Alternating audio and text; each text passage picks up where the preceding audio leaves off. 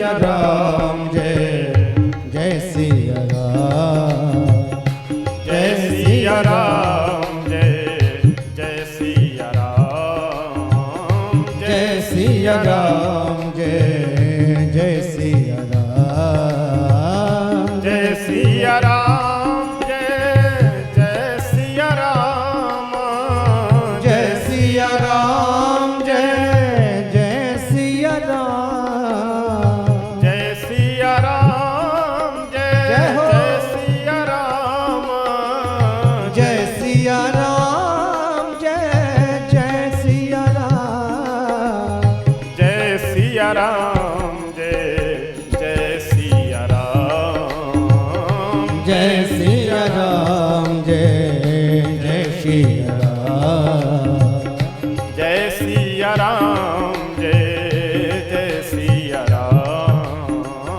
जय सिया राम जय जय सिया राम श्री मिथिला धाम की। तो श्री दशरथ जी महाराज हम लोग कहाँ पर श्रवण कर रहे थे, यही श्रवण समीप भय सित केसा। तो हम लोगों के पास श्री दशरथ जी महाराज यह सोचे कि कान के समीप के बाल सफेद हो करके मानो यह मुझे मार्गदर्शन कर रहे हो कि दशरथ जी अब आप युवराज पद पे अपने पुत्र को बैठाइए और स्वयं चल करके भगवान का भजन कीजिए। लेकिन आज विडंबना क्या है? विडंबना यह है कि हाथ कांपता रहता है लेकिन फिर भी दुकान पे बैठे रहेंगे। और बाल सफेद होना ये सब जानते हैं क्यों होता है? इसके पीछे बहुत सुंदर एक संकेत है। जैसे अदालत में, कोर्ट में किसी के खिलाफ यदि मुकदमा किया जाता है तो क्या होता है? कोर्ट पहले नोटिस देता है, यही होता है ना, नोटिस भेजा जाता है। और जब बार बार नोटिस को व्यक्ति अस्वीकार कर देता है तब क्या होता है? उसके खिलाफ वारंट जारी हो जाता है। तो बाल सफेद होना यानी भगवान का नोटिस आ गया क्या कि अब सावधान हो जाओ, समय नजदीक आ रहा है ऊपर जाने का। लेकिन ना, सावधान हम लोग नहीं होते हैं। अभी तो और अब तो मार्केट में एक से एक नए नए प्रकार के वस्तुएं आने लगी कि वो क्या कहते हैं, बाल रंगने वाले को डाई कहते हैं ना, कि जो कुछ भी कहते हो। अब हम कभी उपयोग किए नहीं इसलिए अब कोई नाम पता नहीं है, लेकिन जो कुछ भी कहते हो तो भले बाल सफेद हो गया लेकिन कलर कर करके फिर भी काला। अच्छा, एक बार की बात बतावे, यही मुजफ्फरपुर की बात है। पंखा हवा किनारे कर दीजिए। एक बार की बात बतावे, ही मुजफ्फरपुर की बात है। बैरिया बस अड्डा से जा रहे थे स्टेशन, हम जो है किसी कारण से आए हुए थे, वापस जा रहे थे। तो अकेले थे, कथा में नहीं थे, वैसे अकेले आए हुए थे। लगभग 4-5 वर्ष पहले की घटना है। तो जिस ऑटो में हम बैठे थे उस ऑटो को चलाने वाला लड़का हमें लग रहा था कि शायद 17-18 वर्ष का हो रहा होगा। तो एक 45-50 वर्ष के सज्जन थे, तो उनके आधे बाल लगभग जो है वो सफेद हो चुके थे, लेकिन बाल कलर तो किए थे। अच्छा, बाल कलर करने में, देखने में तो लगते हैं कि अब बिल्कुल एकदम 20-22 वर्ष के हो गए, लेकिन जब बाल थोड़ा ऊंचा हो जाता है ना तो उतने वो एकदम चंपक लगने लगते हैं। देख लीजिए सही से, ऊपर का बाल काला और अंदर से सफेद। जो भगवान बना दिए बस बने रहे, क्या मतलब है? तो उस सज्जन बाल कलर तो किए थे, लेकिन बाल जब बड़े बड़े हो गए तो नीचे से सफेद। तो लड़का सोचा कि अब बाल सफेद हो गया है तो हमारे बाबा के ही उम्र के होंगे। बोले बाबा जी सुनो, बैठो हमरे टेम्पू में, तुरंत चल रहा छी। अब वो झोला लिए हुए थे, पीछे घूम करके देखी रे की कह रहा छे, बाबा बाल पक गए। बिल्कुल प्रत्यक्ष घटना बता रहे हैं। वो आदमी बोला पीछे घूम, एकदम नाराज हो गया। बोला किले की कह रहे हैं, बाल पक गेला से कोनो बाबा हो जाते, भाग थोड़ा टेम्पू में न बैठो, जो भाग यहाँ से। हाँ, इसी भाषा में वहीं के लोकल रहने वाले थे। यानी कि वो अगर बाबा कह दिया जो है तो इतनी मन। अच्छा, कई बार लोग ये कहते भी हैं। एक बुजुर्ग के विषय में कोई बोला कि हमारे बुजुर्ग हैं, तो नाराज हो गए बुजुर्ग के, बुजुर्ग तुम हमें क्यों कह रहे हो? वो सज्जन बोले कि आप बुजुर्ग हैं इसलिए हम बुजुर्ग कह रहे हैं। बोले कि नहीं, बुजुर्ग मत कहो, हमें भूतपूर्व जवान कहो। बुजुर्ग मत कहो, भूतपूर्व जवान। अच्छा, भूतपूर्व जवान कहा जाए या बुजुर्ग कहा जाए, दोनों में अंतर क्या है? बात तो वही है। तो ये सब क्या, ये सब भगवान का नोटिस है। नेत्र से कम दिखाई पड़ रहा है, इसका मतलब अब संसार को मत देखो, आंख बंद कर कर भगवान को देखो। लेकिन नहीं, चश्मा लगाएंगे 25-25 हजार का लेंस वाला, लेकिन देखेंगे जरूर। पैर से नहीं चल पा रहे हैं तो मत चलो भाई, एक जगह बैठ करके राम राम को, दाल रोटी खाओ, हरि के गुण गाओ। लेकिन नहीं, व्हील चेयर लगा करके नौकर चाकर लगे चलेंगे जरूर, देखना जरूर है घुमक कर। अच्छा देखिए, बुजुर्गों का सम्मान होना चाहिए, लेकिन कुछ ऐसी बातें जगह जगह देखते हो। वैसे तो मैं कभी गया नहीं हूँ, लेकिन समाज में रह रहे हैं तो सुनने को तो, और हम लोगों के पास तो हर तरह के लोग आते हैं, एक से एक। ब्रह्मा जी के सृष्टि के भी लोग आते हैं, ब्रह्मा जी से सृष्टि के अलग के भी लोग आते हैं, एक से एक अनेक प्रकार के लोग आते रहते हैं। एक सज्जन एक बार कह रहे थे कि महाराज जी, आप बार बार कहते हैं कि बुजुर्गों का सम्मान किया जाए, बुजुर्गों का सम्मान किया जाए। कैसे सम्मान किया जाए? जहाँ नाच नौटंकी होता हो, जहाँ वो ऑर्केस्ट्रा होती हो, तो वहाँ बहुत सारे बुजुर्ग लोग आगे बैठ करके देखते हुए मिलते हैं, तो उनका कैसे सम्मान करें हम लोग जो है। अच्छा, एक दिन मैंने विचार किया कि आखिर ऐसा होता क्यों है, वो आगे क्यों बैठते होंगे कहीं पर भी जा करके। तो हमें लगा कि शायद इन्हें अच्छा तर्क भी बढ़िया रहता होगा कि जवान लड़कों से बोल देते होंगे कि हमको आगे बैठने दो, क्योंकि आंख से हमें कम दिखाई पड़ता है। तो देखिए, ईमानदारी के साथ यदि हम निवेदन करें तो युवाओं का काम है वृद्धों का सम्मान करना, लेकिन वृद्धों का काम है अपनी मर्यादा और प्रतिष्ठा बचा करके रखना। यदि आप मर्यादा में नहीं रहेंगे, व्यवस्था में नहीं रहेंगे, तो आपका कौन सम्मान करेगा? नाच देखने में यदि आप आगे बैठेंगे, जुआ खेलने में यदि आप आगे बैठेंगे, गलत कार्यों में आप आगे रहेंगे, तो युवा कैसे सम्मान कर सकता है आपका? लेकिन अनुभव, अच्छा दो शब्द हैं, ज्येष्ठ और श्रेष्ठ। इन ज्येष्ठ और श्रेष्ठ में अंतर क्या है? ज्येष्ठ किसे कहते हैं, श्रेष्ठ किसे कहते हैं? जो व्यक्ति उम्र में बड़े हों उन्हें क्या कहते हैं? ज्येष्ठ। और जैसे मान लीजिए कि कोई अनपढ़ माता पिता है, एक अक्षर पढ़े लिखे नहीं है, लेकिन उनका यदि बेटा पढ़ लिख करके IAS IPS अधिकारी बन जाता है या जो भी बड़े पद पे चला गया, तो क्या हो गया? श्रेष्ठ हो गया। लेकिन ज्येष्ठ वो नहीं हो सकता है। ज्येष्ठ सदैव वही होते हैं जो उम्र में हमसे बड़े हैं। तो इसलिए अगर बुजुर्गों की बात चल रही है तो एक बहुत सुंदर प्रसंग है। इस प्रसंग के माध्यम से आपको समझ में आ जाएगा कि बुजुर्गों का सम्मान करने से हमें जीवन में क्या मिल सकता है, क्योंकि अनुभव सदैव बुजुर्गों के पास ही हो सकता है, हमसे उम्र में बड़े लोगों के पास ही हो सकता है। एक बहुत सुंदर प्रसंग है कि एक जगह कहीं विवाह हो रहा था। जरा पीछे शांति बना करके रखिए, आवाज बहुत आ रहे हो, नहीं तो कहिए माइक पहुंचवा दे, फिर आप बोलिए हम चुप हो जाएं। एक ही आदमी सब लोग बोलेंगे तो थोड़ी समझ में आएंगे, या तो आप ही बोलिए और नहीं हम चुप हो जाए, नहीं तो हमको बोलने दीजिए, आप सब चुप रहिए। किसी गांव में विवाह हो रहा था, तो लड़की पक्ष वालों ने लड़के पक्ष वाले लोगों से एक शर्त रखी। शर्त क्या थी कि विवाह में जितने भी बाराती आएंगे वे सभी बाराती केवल नवजुवक आएंगे, एक भी वृद्ध नहीं आएंगे। यदि एक भी बुजुर्ग बाराती में आ गए कोई भी, तो विवाह कैंसिल हो जाएगा, विवाह नहीं होगा। ध्यान दीजिएगा। घराती लोग आपस में, यानी कि जो बारात में आने वाले थे लड़के पक्ष वाले, सब आपस में विचार किए कि भाई क्या कारण है कि इस तरह का शर्त रखा जा रहा है कि केवल नवजुवक ही आने चाहिए, एक भी वृद्ध नहीं आने चाहिए। लड़के पक्ष वाले लोग विचार किए कि अवश्य कोई ना कोई बात होगी, तो एक काम किया जाए, एक बुजुर्ग को, एक दादाजी को किसी तरह से व्यवस्था कर करके जो है लेकर के चला जाए, छुपा करके। तो व्यवस्था ये बनाई गई कि एक बढ़िया संदूक यानी बक्सा बनाया गया, और उस बक्से में कई जगहों पे छिद्र कर दिया गया जिससे श्वास लेने में बैठने में कोई दिक्कत ना हो, और उसी में एक वृद्ध सज्जन को बैठा करके और सभी बाराती लोग, सभी नवजुवक बढ़िया गाते बजाते चले वहां से चल पड़े।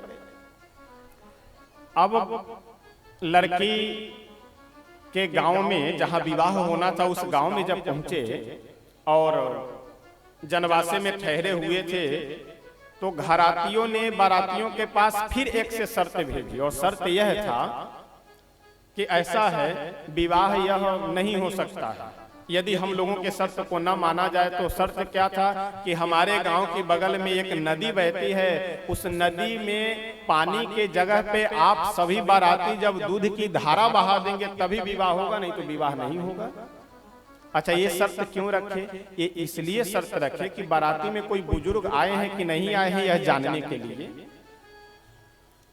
अब एक बार बाराती नवजुवक लोग वो सब नाराज तो हुए, क्या मतलब है बार बार नए नए शर्त रखने का। लेकिन सभी आपस में विचार किए कि ऐसा है, कोई भी निर्णय लेने से पहले चलो एक जो दादाजी को लाए हैं, एक जो बाबा आए हुए हैं, उनसे चल करके हम लोग पूछ लेते हैं कि ऐसी ऐसी समस्या है। 2-3 नवजुवक गए और जाकर के धीरे से उस बक्से को खोले, संदूक को खोले और बोले कि दादाजी एक हम लोग के पास में बहुत बड़ी समस्या आई है। अच्छा, कौन सी समस्या? लड़के बोले कि दादाजी ये लड़की पक्ष वाले लोग एक शर्त हम लोगों के पास में रखे हैं कि गांव के बगल में एक नदी बह रही है, उस नदी में पानी के जगह पे जब आप लोग दूध की धार बहाएंगे तभी विवाह होगा, नहीं तो विवाह नहीं होगा। वो बहुत ठठाके लगा करके वो जो वृद्ध सज्जन थे दादाजी हंसे, बोले कि ये कौन सी बड़ी बात है, ये कौन सी समस्या है, तो बहुत छोटी बात है। लड़के बोले क्या क्या कमाल की बात करते, कहां से हम लोग इतना दूध लाएंगे जो दूध बहाएंगे धार। वह दादाजी बोले कि देखो, दूध बहाने की बात तो बाद की है ना, पहले तुम लोग जाकर के गांव वाले से बोलो कि गांव वालों हम लोग दूध की धारा बहाने के लिए तैयार है, लेकिन हम लोगों का शर्त यह है कि आप लोग जाकर के पहले पानी को सुखाओ। जब नदी में पानी सूख जाएगा तभी तो दूध की धारा बहाई जा सकती है। लड़के लोग बोले हाँ ये आइडिया तो बढ़िया है, तो हमारे दिमाग में ही नहीं आया। दादाजी बोले कि अगर यही तुम्हारे दिमाग में आ जाती तो फिर हमारी क्या आवश्यकता थी, यही बात अगर तुम्हारे दिमाग में आ जाए तब तो फिर मुझे एक गिलास पानी भी ना दो। लड़के लोग सीना तान करके गए, जा करके बोले गांव वालों तुम्हारी शर्त मानने के लिए हम तैयार हैं, लेकिन हम लोगों का भी एक शर्त है। गांव वाले बोले अच्छा कौन सा शर्त है? बोले कि हम लोग दूध की भी व्यवस्था कर लिए और दूध की धार बहाने के लिए भी तैयार हैं, लेकिन हम लोगों का शर्त है कि पहले आप लोग जाकर के नदी को सुखाओ, नदी जब सूख जाएगी उसके बाद हम लोग दूध ला करके धारा बहा देंगे। गांव वाले बोले कि जैसा है इस बाराती में अवश्य कोई ना कोई वृद्ध होगा, जल्दी से बारातियों को घेरो और छानबीन शुरू करो। और जैसे छानबीन किया गया तो एक संदूक में वो दादाजी बैठे हुए नजर आ गए। गांव वाले बोले कि ये विचार किसी युवा का हो ही नहीं सकता है, अवश्य विचार किसी न किसी वृद्ध का ही होगा। जैसे आज भी कोई मेडिकल की यदि तैयारी कर ले, यानी पहले परीक्षा दे, परीक्षा में सिलेक्शन हो जाए, उसके बाद 4 वर्ष पढ़ाई करे, पढ़ने के बाद क्या उसे नौकरी मिल जाती है? नहीं, पहले 1-2 साल उसे ट्रेनिंग में भेजा जाता है। ट्रेनिंग क्या है? अनुभव है। IAS IPS का इंटरव्यू निकालने के बाद सारी व्यवस्थाएं होने के बाद भी उसे 2-3 साल 4 साल ट्रेनिंग में रखा जाता है। ट्रेनिंग का पढ़ लिया, इंटरव्यू निकाल लिया, परीक्षा भी पास कर गया तो उसे सीधे नौकरी दे दिया जाए, लेकिन सीधे नहीं उसे ड्यूटी दी जाती है, पहले ट्रेनिंग। और ट्रेनिंग का मतलब अनुभव। तो इसलिए शिक्षा अलग की बात है और अनुभव अलग की बात है। तो जीवन में यदि आप अपने से बड़ों का सम्मान करेंगे तो आपको शिक्षा भी मिलेगी, अनुभव भी मिलेगा। श्री गोस्वामी जी महाराज वर्णन करते हुए कहते हैं कि दशरथ जी महाराज अपने कान के पास पके हुए बालों को देख करके यह विचार कर रहे हैं। कौन सा विचार? श्रवण समीप भय शीत के श्रवण समीप भय शीत के श्रवण समीप भय शीत के श्रवण समीप भय शीत के मनहु जरठ पन अस उपदेशा मनहु जरठ पन अस उपदेशा मनहु जरठ पन अस उपदेशा मनहु जरठ पन अस उपदेशा श्रवण समीप भये सित केसा मनहु जरठपन अस उपदेशा। मानो वृद्धावस्था हमें संकेत कर रहे हो कि राजन अब इस युवराज पद पे श्री राम जी को बिठाइए और आप जीवन जन्म लाभ किन लिए हूं, आप अपने जीवन का लाभ लीजिए। और वास्तव में जीवन का लाभ यही है सबसे बड़ा कि हम मन वचन कर्म से भगवान का शरणागत स्वीकार कर करके उनका स्मरण करें, नाम जप करें, यही सबसे बड़ा जीवन का लाभ है। अच्छा, अयोध्या जी के प्रसंग में हम लोग हैं तो आज ही निवेदन कर दे, हो सकता है कल हमें ध्यान आवे ना आवे, क्योंकि प्रसंग के अनुसार, क्योंकि अब तो और इधर उधर ध्यान होने लगेगा, क्योंकि प्रसंग इतना लंबा चौड़ा है और संक्षिप्त में यत्र तत्र कहते हुए भागना होगा। तो एक निवेदन आप सबसे यह है कि वैसे आमंत्रित तो हमने पिछले वर्ष भी किया था, लेकिन कोरोना महाराज आकर के सब चौपट कर दिए हुए थे और अभी तक चौपट मचाए हुए हैं। अब आगे भगवान जाने क्या क्या करेंगे। अभी तो 13 अप्रैल से 21 अप्रैल तक रामनवमी महोत्सव है। तो उस रामनवमी महोत्सव के उपलक्ष्य में, और वास्तव में रामनवमी तो आप जहां भी हैं वहां मना सकते हैं, कोई दिक्कत नहीं है, लेकिन महोत्सव तो अयोध्या जी का ही प्रसिद्ध है। तो इसलिए आप जो कोई भी, वैसे आज मैं इसलिए निवेदन कर रहा हूं कि आज हमने पहले श्री सीताराम जी भगवान को आमंत्रित कर दिया है, उसके बाद महाराज जी को भी निमंत्रण दे दिया है, और उसके बाद आप सब श्रोताओं को मैं निमंत्रण दे रहा हूं कि आप सब जो कोई भी अयोध्या जी आप पधारना चाहते हैं तो रामनवमी में आप शहर से पधारिए। रहने सहने भोजन कोई दिक्कत नहीं है, सारी व्यवस्था, और कथा भी होनी है, और भी जो भी आयोजन है वो सब समय पर देखा जाएगा। बाकी मैं अपने अनुभव की बात बताऊं, अपने हृदय की बात बताऊं।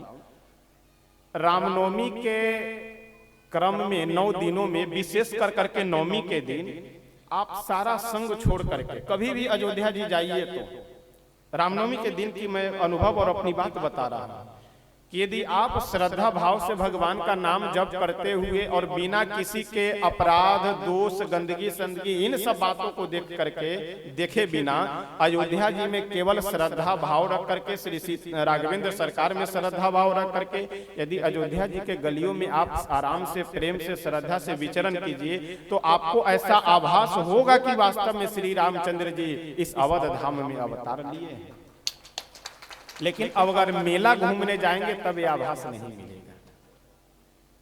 यदि आप वहां जाकर के मकान देखते हैं, दुकान देख रहे हैं, रोड देख रहे हैं, गंदगी देख रहे हैं, तब आपको अनुभव नहीं मिलेगा। तो गुणग्राही हृदय बना करके कि जो आपको अच्छा लग रहा हो उसको ग्रहण करे। अयोध्या जी धाम है, बस धाम है, और क्या।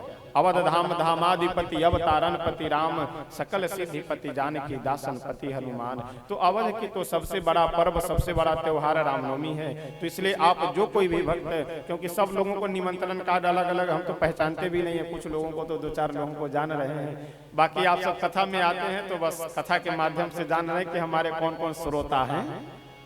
तो इसलिए सबको तो व्यास गद्दी से सामूहिक एक बार हमने निमंत्रण दे दिया। आप सब लोग सादर आमंत्रित हैं, जो कोई भी आना चाहते हैं। और जो आना चाहते हैं तो मोबाइल नंबर, और आजकल तो मोबाइल की व्यवस्था है, जो पुस्तक है भजन की उसमें पता भी है। जो पुस्तक नहीं लेना चाहते तो पता नोट कर लीजिएगा, और मोबाइल का समय है, जब पहुंच करके आप फोन कर करके संपर्क करेंगे, स्थान पे आप पहुंच जाएंगे, कोई दिक्कत नहीं। आइए 2 बार पहले प्रेम से भगवान नाम संकीर्तन कर ले, उसके बाद तब फिर आगे बढ़ेंगे।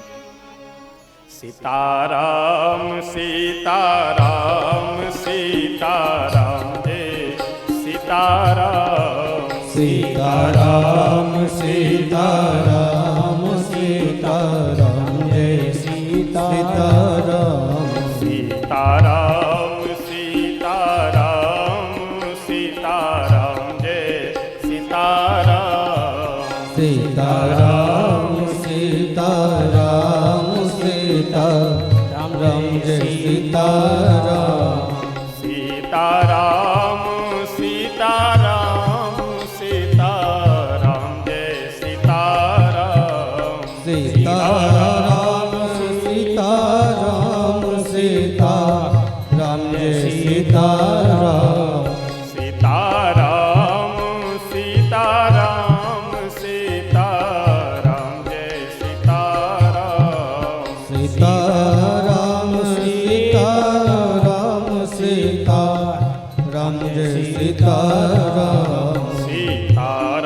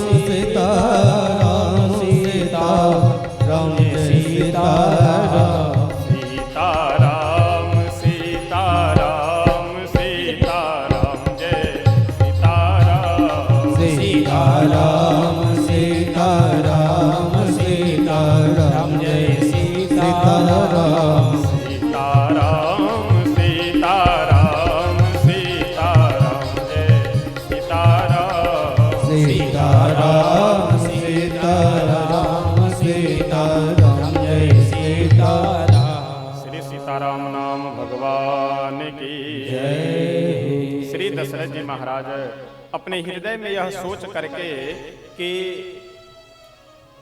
अब समय आ गया है कि श्री राघवेंद्र सरकार को राजा बनाया जाए और हमें वन में जाकर के भजन करना चाहिए। गुरुदेव वशिष्ठ जी के पास गए और जाकर के यह निवेदन किए। वशिष्ठ जी बहुत सुंदर कहे कि सुदिन सुमंगल तब ही जब राम हो ही युवराज। श्री दशरथ जी महाराज से वशिष्ठ जी बोले कि राजन, इसमें दिन मुहूर्त देखने की आवश्यकता नहीं है, वही सुंदर दिन है, वही शुभ मुहूर्त है जिस समय राम जी राजा बन जाए। लेकिन दशरथ जी इतने आनंद में भरे थे, इतने हर्ष में भरे थे कि वो समझ नहीं पाए कि वशिष्ठ जी क्या कहना चाह रहे हैं, गुरुदेव हमारे क्या कहना चाह रहे हैं। दशरथ जी आकर के यहाँ सभी मंत्रियों को यह आदेश दिए कि पूरे अयोध्या को अच्छे से सजा दिया जाए, क्योंकि कल प्रातः काल की वेला में राम जी को राजा बनाएंगे। यह सुन करके सभी मंत्री लोग बड़े ही हर्षोल्लास में भर करके सारी सजावट व्यवस्था करने लगते हैं। उधर देवता लोग सरस्वती जी को प्रेरित कर करके सरस्वती जी को भेजे और भेज करके मंथरा की बुद्धि को पलटवाते हैं। अच्छा, यहाँ पे सुपरफास्ट गाड़ी चल रही है तो ध्यान रखिएगा। अब हम लोगों को हनुमान जी वाला छलांग भी लगाना पड़ेगा कहीं कहीं। सतयोजन का सागर पारा, बस 2-3 मिनट में पूरा कांड समाप्त। क्योंकि अगर ऐसा नहीं करेंगे तो कल राज्याभिषेक होना है और महाराज जी का यह आदेश था कि बीच में ही निवेदन कर देने के लिए यह भी कि कल आप सब लोग तैयार होकर के, वैसे तो तैयार होकर रोज ही आते हैं सुनने के लिए, लेकिन कल विशेष रूप से राज्याभिषेक हम सब लोग धूमधाम से मनाएंगे, तो इसलिए विशेष आनंद और हर्षोल्लास में और तैयारी के साथ में आप सब लोग कल पधारेंगे। तो कल आज लगभग आधा 1 घंटे और बचा हुआ है और कल मात्र 2.5, 3, 3.5 घंटे, और इसी में पूरा अब मानस लेकर के चलना है। तो कहीं विस्तार से और कहीं संक्षिप्त में कहते हुए हम सब लोग आगे बढ़ेंगे। श्री दशरथ जी महाराज तो इधर तैयारी में लगे हैं, उधर मंथरा जा करके कैकेयी को प्रेरित करती है। बहुत समझाई बुझाई, समझाने बुझाने के बाद भी जब नहीं मानी, कैकेयी जी नहीं मान रही थी, तो सौत पुराण की कथा सुनाई। सौत पुराण जानते हैं? कहे से कथा सत्य सवती के गोस्वामी जी भी यहाँ व्यंग करते हैं कि मंथरा कथा सुनाई। और किसकी कथा? सौत की कथा। इतनी कथा सुनाई, इतनी कथा सुनाई कि कैकेयी जी कथावाचक की परम भक्त हो गई। और कथावाचक कौन? कैकेयी जी। यानी गोस्वामी जी का व्यंग यह है कि कैकेयी जैसी अगर कथावाचिका हो जाए तो फिर कथा श्रोता का तो कैकेयी जैसा हाल हुए बिना रह नहीं सकता। कहे से कथा सत्य सवती के, कैकेयी मंथरा क्या थी? कथावाचिका होकर के कथा सुनाई कैकेयी जी को। और कथा सुन करके तो व्यथा दूर होनी चाहिए, लेकिन यहाँ कैकेयी स्वयं व्यथा में पड़ करके और चली जाती है कोप भवन में। और कैकेयी बार बार समझा बुझा करके एक प्रसंग पूर्व का याद दिला करके बोली कि एक युद्ध में महाराज आपको वचन दिए हुए थे 2 वर देने का, वो आज तक तो आप मांगे नहीं, तो आज मौका मिला है, वो दोनों वर मांग लीजिए। एक वर में यह मांगिए कि आपके पुत्र भरत राजा राजगद्दी पे बैठ जाए, दूसरे वर में यह मांगिए कि राम जी 14 वर्ष के लिए वनवास चले जाए। यहाँ पर जरा 1 मिनट में एक निवेदन करूंगा आप लोगों से कि आज श्री दशरथ जी महाराज के परिवार में ये विघटन क्यों प्रारंभ हो रहा है। इस प्रसंग से हम लोगों को एक बहुत सुंदर शिक्षा मिल रही है कि कभी भी परिवार में यदि 3 बातों का आप लोग ध्यान रखेंगे तो परिवार में बिखराव नहीं होगा। 3 बातों का। पहला, पारदर्शिता। ध्यान दीजिएगा, क्या? पारदर्शिता। यानी जो कोई भी परिवार में कार्य किया जाए वो परिवार के सभी लोगों से राय विचार लेकर के तब किया जाए। यदि दशरथ जी महाराज आकर के अगर महल में अपनी सभी रानियों को, सभी सदस्यों को बैठा करके अगर विचार कर लिए होते तो आज कैकेयी को भड़काने का मंथरा को मौका नहीं मिल पाता। तो इसलिए परिवार में पारदर्शिता होनी चाहिए। ठीक। उसके बाद सहनशीलता होनी चाहिए। कोई व्यक्ति एक शब्द बोला, आप तुरंत उसकी प्रतिक्रिया देते हुए 2-4 शब्द बोल देते हैं, तो इससे परिवार नहीं चल सकता है। परिवार में सहनशीलता होनी चाहिए, पारदर्शिता, सहनशीलता, और उसके बाद में सामंजस्य। सामंजस्य का मतलब लोग कहते हैं ना कि अरे अब एक्सेप्ट कर लो, यानी स्वीकार कर लो। तो भले ही आपके मन के अनुकूल न हो, लेकिन फिर भी अगर परिवार की शांति के लिए उचित हो तो उसे आप स्वीकार कर लीजिए। तो इस प्रसंग से आप लोगों को, हम सब लोगों को यह ध्यान रखनी चाहिए कि परिवार में अगर शांति आनंद चाहते हैं तो 3 बातें अवश्य होनी चाहिए: पारदर्शिता, सहनशीलता और सामंजस्य। श्री दशरथ जी महाराज अकेले निर्णय लिए, जिसका परिणाम कि आज परिवार में विघटन होने जा रहा है। और जीवन में कभी भी छोटी वस्तु को छोटी वस्तु समझने की भूल नहीं करनी चाहिए। यदि मंथरा को देखा जाए अयोध्या जी में, तो मंथरा की क्या औकात है, मंथरा की क्या हैसियत है, लेकिन एक छोटी सी दासी मंथरा पूरे अयोध्या जी के नगर को तहस नहस कर करके रख देती है। और अंत तक शत्रुघ्न जी भले थोड़ा 2-4 थप्पड़ लगाए, लेकिन अंत तक मंथरा को महल से बाहर कोई नहीं कर सकते। इसलिए कभी भी जीवन में छोटी गलती, छोटा अपराध, इन सब को छोटा समझने का प्रयास नहीं करनी चाहिए, छोटा समझने की भूल नहीं करनी चाहिए। श्री दशरथ जी महाराज साझ समय सानंद निरप गयौ कैकेयी गेह। और महल में जाने के बाद कैकेयी के जैसे ही दासियों से पूछे कि महारानी कहाँ है, दासियां इशारा करते हुए बोल दी कि कोप भवन में गई है। अच्छा, कोप भवन में जाने का उद्देश्य ये रहता था कि रानी रूसी हुई है। दशरथ जी महाराज तो एक बार घबरा गए कि किस लिए रूसी है, लेकिन कैकेयी श्री राम जी से अधिक प्रेम करती थी, इसलिए दशरथ जी को कोई शंका नहीं है। कोप भवन में गए, बहुत समझाए बुझाए, लेकिन कैकेयी बोली कि महाराज आप तो हमेशा समझाते बुझाते रहते हैं, लेकिन आप कभी कुछ देते लेते नहीं हैं। दशरथ जी बोले अरे देने लेने की कौन सी बात है, तुम मांगो तो सही। कई बोली कि आप 2 वचन हमें दिए थे, वही दोनों वचन मैं मांगने जा रही हूँ, वही हमें पूरा कर दीजिए, वही दे दीजिए। दशरथ जी बोले अरे इसमें कौन सी बात है, 2 क्या कहते हैं, तुम 4 मांग लो। देखिए कितनी विचित्र बात है। अभी 2 वरदान कई मांगेगी तो दशरथ जी के प्राण शरीर से बाहर हो जाएंगे, पसीना से तरबतर हो जाएंगे, लेकिन कह क्या रहे हैं, अरे 2 क्या तुम हमसे 4 वरदान मांग लो। कई बोली कि हमें 4 नहीं चाहिए, हमें 2 ही दे दीजिए। और कई बार मैं निवेदन कर चुका हूं कि कभी भी क्रोध में कोई निर्णय नहीं लेना चाहिए और प्रेम में वचन नहीं देना चाहिए। दशरथ जी के प्रेम में वचन देने का परिणाम आज है कि बिल्कुल एकदम चारों तरफ से फंस जाएंगे, कहीं से भी निकलने का चांस नहीं मिल पाएगा। कैकेयी अपने महल में आती है और जब श्री दशरथ जी महाराज श्री राम जी का शपथ कर लेते हैं तो वर मांगते हुए कहती है कि महाराज हमें पहला वर यह दीजिए कि श्री मेरे पुत्र भरत को राजगद्दी पे बैठा दीजिए। क्या कहते हैं गोस्वामी बाबा बहुत सुंदर वर्णन करते हुए लिख रहे हैं कि कैकेयी जी बोली कि स्वामी मुझे आज यही अच्छा लगा रहा है।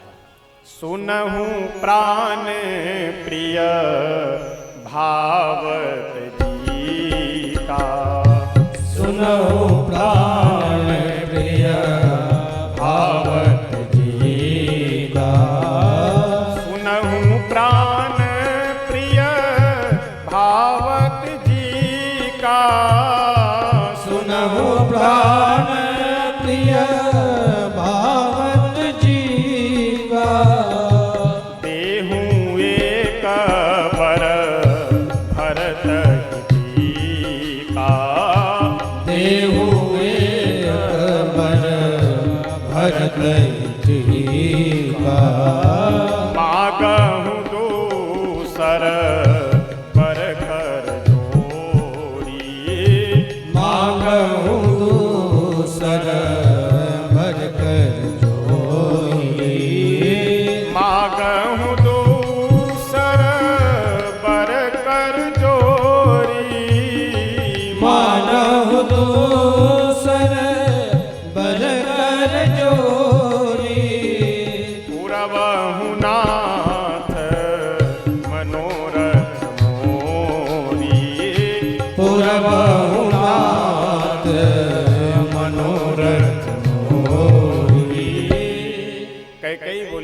अच्छा, गोस्वामी जी यहाँ बहुत सुंदर शब्द का प्रयोग कर रहे हैं।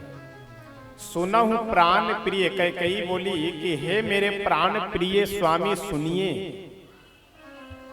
लेकिन एक संत बोले कि नहीं नहीं, कैकेयी प्राण प्रिय नहीं बोल रही है। कैकेयी के बोलने का मतलब यह है कि हे प्रिय, अब आप मुझे प्रिय नहीं है, अब तो आपके प्राण ही हमें प्रिय हैं। प्राण एव प्रियो यस्य स प्राण प्रिय, प्राण ही जिसको प्रिय हो ऐसे प्राण प्रिय, यानी अब तो आपको जीवित रहना हमारे लिए अनुकूल नहीं है, तो इसलिए अब आपको का प्राण मुझे प्रिय लग रहा है। पहला वर तो ये दीजिए कि भरत जी को राजगद्दी पे बिठा दीजिए, और दूसरा वर यह दीजिए कि तापस वेश विशेष उदासी 14 वर्ष राम वनवासी, 14 वर्षों तक विशेष उदासी बन करके और श्री राम जी वन में जाएं। जैसे यह बात श्री दशरथ जी सुने, मानो उनके पैर के नीचे की जमीन खिसक गई हो, और श्री दशरथ जी महाराज धराम से जमीन पे गिर पड़े और बोले कि कैकेयी, ये तू क्या मांग रही हो, तुम्हें कुछ होश हवास है? यदि भरत को तुम राजा बनाना चाहती हो, इसमें हमें कोई समस्या नहीं, कोई दिक्कत नहीं, भरत को सहर्ष राजा बना देंगे, लेकिन राम जी का अपराध क्या है वो तो हमें बताओ। बार बार दशरथ जी के पूछने पर भी कि राम जी का अपराध क्या है, अपराध क्या है, लेकिन एक बार भी श्री कैकेयी जी कुछ बोली नहीं, चुपचाप सुने जा रही हैं। दशरथ जी महाराज बार बार बोलते जा रहे हैं कि राम जी का अपराध बताओ, अपराध बताओ, लेकिन फिर भी बहुत समझाने का प्रयास किए। अवध के जितने भी श्रेष्ठ विशिष्ट जन थे वह सब समझाने के लिए आए, लेकिन फिर भी जब कैकेयी नहीं मानी, अंत में श्री दशरथ जी महाराज शंकर भगवान के शरण में जाकर के बोले कि बाबा, अब आपके अलावे मेरे पास कोई चारा नहीं है। आशुतोष तुम अवधर दानी, आरती हरहु दीन जन जानी। श्री दशरथ जी महाराज दोनों नेत्रों से अश्रु की धारा बहाते हुए शंकर भगवान से बोले कि भोले बाबा, अब मेरी रक्षा आप ही कर सकते हैं, मेरे प्राण आप ही बचा सकते हैं, और इस अयोध्या को बिखरने से भी आप ही बचा सकते हैं, बाकी और कोई भी बचाने वाला नहीं है। भोले बाबा कैलाश पर्वत पे अपना तुरंत डमरू त्रिशूल झोला झंडी सब उठाए और चलने लगे। जैसे चलना वहां से चाहे वैसे तुरंत पार्वती मैया चरण पकड़ ली, बोली कि प्रभु स्वामी कहाँ जा रहे हैं? भोले बाबा वो उदास होकर, क्योंकि आज उदास हैं, जिनको वो ईश्वर मानते हैं, जिनको भगवान मानते हैं, वह भगवान आज वन में जाने के लिए तैयार हैं। तो भले ही भोले शंकर अंतर्यामी हैं, सब चीज हैं, लेकिन फिर भी भगवान की भक्ति की यह विशेषता है कि भक्त भगवान के सुख को देख करके सुखी होता है और भगवान के दुख को देख, यद्यपि भगवान के पास कोई दुख नहीं होता है, लेकिन मनुष्य लीला करने के लिए आए हैं, तो लीला में तो लीला ही उचित है। भोले बाबा उदास होकर के बोले कि देवी, मैं जा रहा हूं अयोध्या जी, क्योंकि दशरथ जी हमें बुला रहे हैं। पार्वती मैया बोली कि स्वामी, दो लोगों के बीच में यदि बात विवाद हो, दो लोग यानी खास, जैसे पिता पुत्र हो, पति पत्नी हो, भाई भाई हो, ससुर दामाद हो, इन सब के झगड़े में नहीं पड़ना चाहिए। हाँ, नहीं तो झगड़ा के समय तो आप यहाँ की बात वहाँ, वहाँ की बात, बिचमनिया बन करके रहेंगे, और बाद में होगा क्या कि ये दोनों एक हो जाएंगे और मारे जाएंगे आपको। तो इसलिए कभी भी दो खास लोगों के बीच में नहीं पड़ना चाहिए। शंकर भगवान बोले कि अब चाहे जो कुछ भी हो, लेकिन दशरथ जी हमें बुला रहे हैं, तो मैं अयोध्या जी अवश्य जाऊंगा। और भोले बाबा अवध में आए और आ करके दशरथ जी के सामने खड़े हो करके बोले कि दशरथ जी, हम आपके सामने आ गए हैं, आप मांगिए, क्या मांगना चाह रहे हैं? श्री दशरथ जी बोले कि प्रभु, हमें और कुछ नहीं चाहिए, बस आप एक कृपा कर दीजिए कि जाइए और जाकर के राम जी की बुद्धि को बदल दीजिए। भोले बाबा बोले हाँ बिल्कुल बदल देंगे, लेकिन करना क्या है, कैसी बुद्धि बनाना है? दशरथ जी बोले कि श्री राम जी की ऐसी बुद्धि बना दीजिए कि वो मेरी बातों का खंडन कर दे, मना कर दे कि मैं वन में नहीं जाऊंगा, यानी मेरी बात को, मेरे आदेश को अस्वीकार कर करके अयोध्या जी में ही रह जाए, यही आदेश और आशीर्वाद आप दे दीजिए। कितना सुंदर संकेत है कि एक दशरथ जी हैं जो भगवान शंकर से यह मांग रहे हैं कि मेरा बेटा मेरी बात न माने, और आजकल के अधिकतर पिता कि समस्या यह है कि मेरा बेटा मेरी बात मान ले। यही तो विडंबना है, यही तो समस्या है। शंकर भगवान पहुंचे प्रभु के पास और बोले कि ऐसा है, आपके पिताजी हमारे परम भक्त हैं और वो हमसे वर मांग रहे हैं कि आपकी बुद्धि को हम बदल दे कि ताकि आप उनका आदेश अस्वीकार कर करके वन में न जाए। प्रभु बोले कि भोले बाबा ये उचित नहीं है, यदि आप आदेश देंगे तब तो हम अवश्य वन में नहीं जाएंगे, लेकिन मेरी इच्छा है कि मैं वन में जाऊं क्योंकि देवताओं का कार्य करना है, इसलिए आप पिताजी की बुद्धि को बदल दीजिए। भोले बाबा बोले तो उनकी क्या बुद्धि बदलनी है? तो प्रभु बोले कि ऐसा है कि उनके मन में जो मेरे जाने की ग्लानि हो रही है, अपने वचन को तोड़ने की भी जो प्रतिज्ञा आ रही है, ये सब छोड़ करके मुझे यह आदेश दे दे कि मैं वन में चला जाऊं, ऐसी बुद्धि आप पिताजी की बना दीजिए। शंकर भगवान सोचे कि लो, सही में पार्वती जी कह रहे थे कि दो खास लोगों के बीच में न जाइए। बाप कह रहे हैं कि बेटे की बुद्धि बदल दीजिए और बेटा कह रहे हैं कि बाप की बुद्धि बदल दीजिए। अब हम किसकी बुद्धि बदलें? अंत में भोले बाबा प्रभु से आकर के बोले कि प्रभु ऐसी ऐसी समस्या है, आपके पिताजी कह रहे हैं आपकी बुद्धि बदलने के लिए और आप कह रहे हैं अपने पिताजी की बुद्धि बदलने के लिए, तो ना मैं आपकी बुद्धि बदलूंगा ना आपके पिताजी की बुद्धि बदलूंगा, मुझे कुछ और बताइए कि क्या करना है। प्रभु बोले कि भोले बाबा यदि आप कुछ करना चाहते हैं तो बस यही कीजिए कि मेरा यह संकल्प है वन में जाने का, सो मैं वन में तो चला ही जाऊंगा, लेकिन अयोध्या जी की देख रेख 14 वर्ष तक आपके हाथ में मैं सौंप करके जा रहा हूं, इसलिए आप इस अयोध्या जी का ध्यान रखेंगे। और यही कारण है कि मृत्यु के देवता शंकर भगवान हैं और शंकर भगवान के हाथ में सौंपने के कारण अयोध्या जी में 14 वर्षों तक न कोई जन्म लिया और न ही किसी की मृत्यु हुई। बिल्कुल स्टे लग गया अयोध्या जी के ऊपर में, न कोई जन्म लेगा न कोई मरेगा। बहुत समझाने बुझाने का प्रयास किया गया। सुमंत्र जी श्री दशरथ जी के महल में गए, वहां से पुनः श्री राम जी के महल में जाकर के प्रभु राम जी को वापस लेकर के और दशरथ जी के महल में पहुंचे। वहां कैकेयी बोली कि महाराज दशरथ जी इसीलिए दुखी हैं क्योंकि ये आपके से बहुत प्रेम करते हैं। राम जी बोले कि यह कारण हो ही नहीं सकता है दुख का, क्योंकि प्रेम तो जब से मैं जन्म लिया हूं तब से आज तक हमसे प्रेम कर रहे हैं। मेरे पिताजी किसी और कारण से दुखी होंगे। कई सारी बात बता देते हैं कि ऐसी ऐसी बात है, मैं आपके लिए 14 वर्ष का वन और अपने पुत्र भरत के लिए राज्याभिषेक मांगी हूँ, इसीलिए ये इतने दुखी हैं। प्रभु श्री राघवेंद्र सरकार तुरंत मुस्कुरा करके और यह कहते हैं कि माता पिता की आज्ञा जो भी पुत्र पालन करता है वह तो बड़भागी है इस संसार में। और तुरंत अपने महल में गए और जो भी राजकुमारोचित वस्त्राभूषण है उन सबको छोड़ करके गए कौशल्या मैया के भवन में आदेश लेने के लिए कि मैं वन में जाना चाह रहा हूँ। गोस्वामी जी बहुत सुंदर लिखते हुए कहते हैं, कौशल्या जी बोली कि पुत्र तुम्हें तो महाराज बोले हैं राजा बनाने के लिए और तुम अपने इस राजकुमारोचित वस्त्राभूषणों को छोड़कर केवल एक वस्त्र पहने हुए हो, यह क्या कारण है? क्योंकि तुम्हें तो आज राजा बनना था तो बढ़िया सज धज करके चलना चाहिए, लेकिन आज सारे सज धज करके जो हमेशा आभूषण और वस्त्र पहनते थे वो भी तुम छोड़ दिए हो।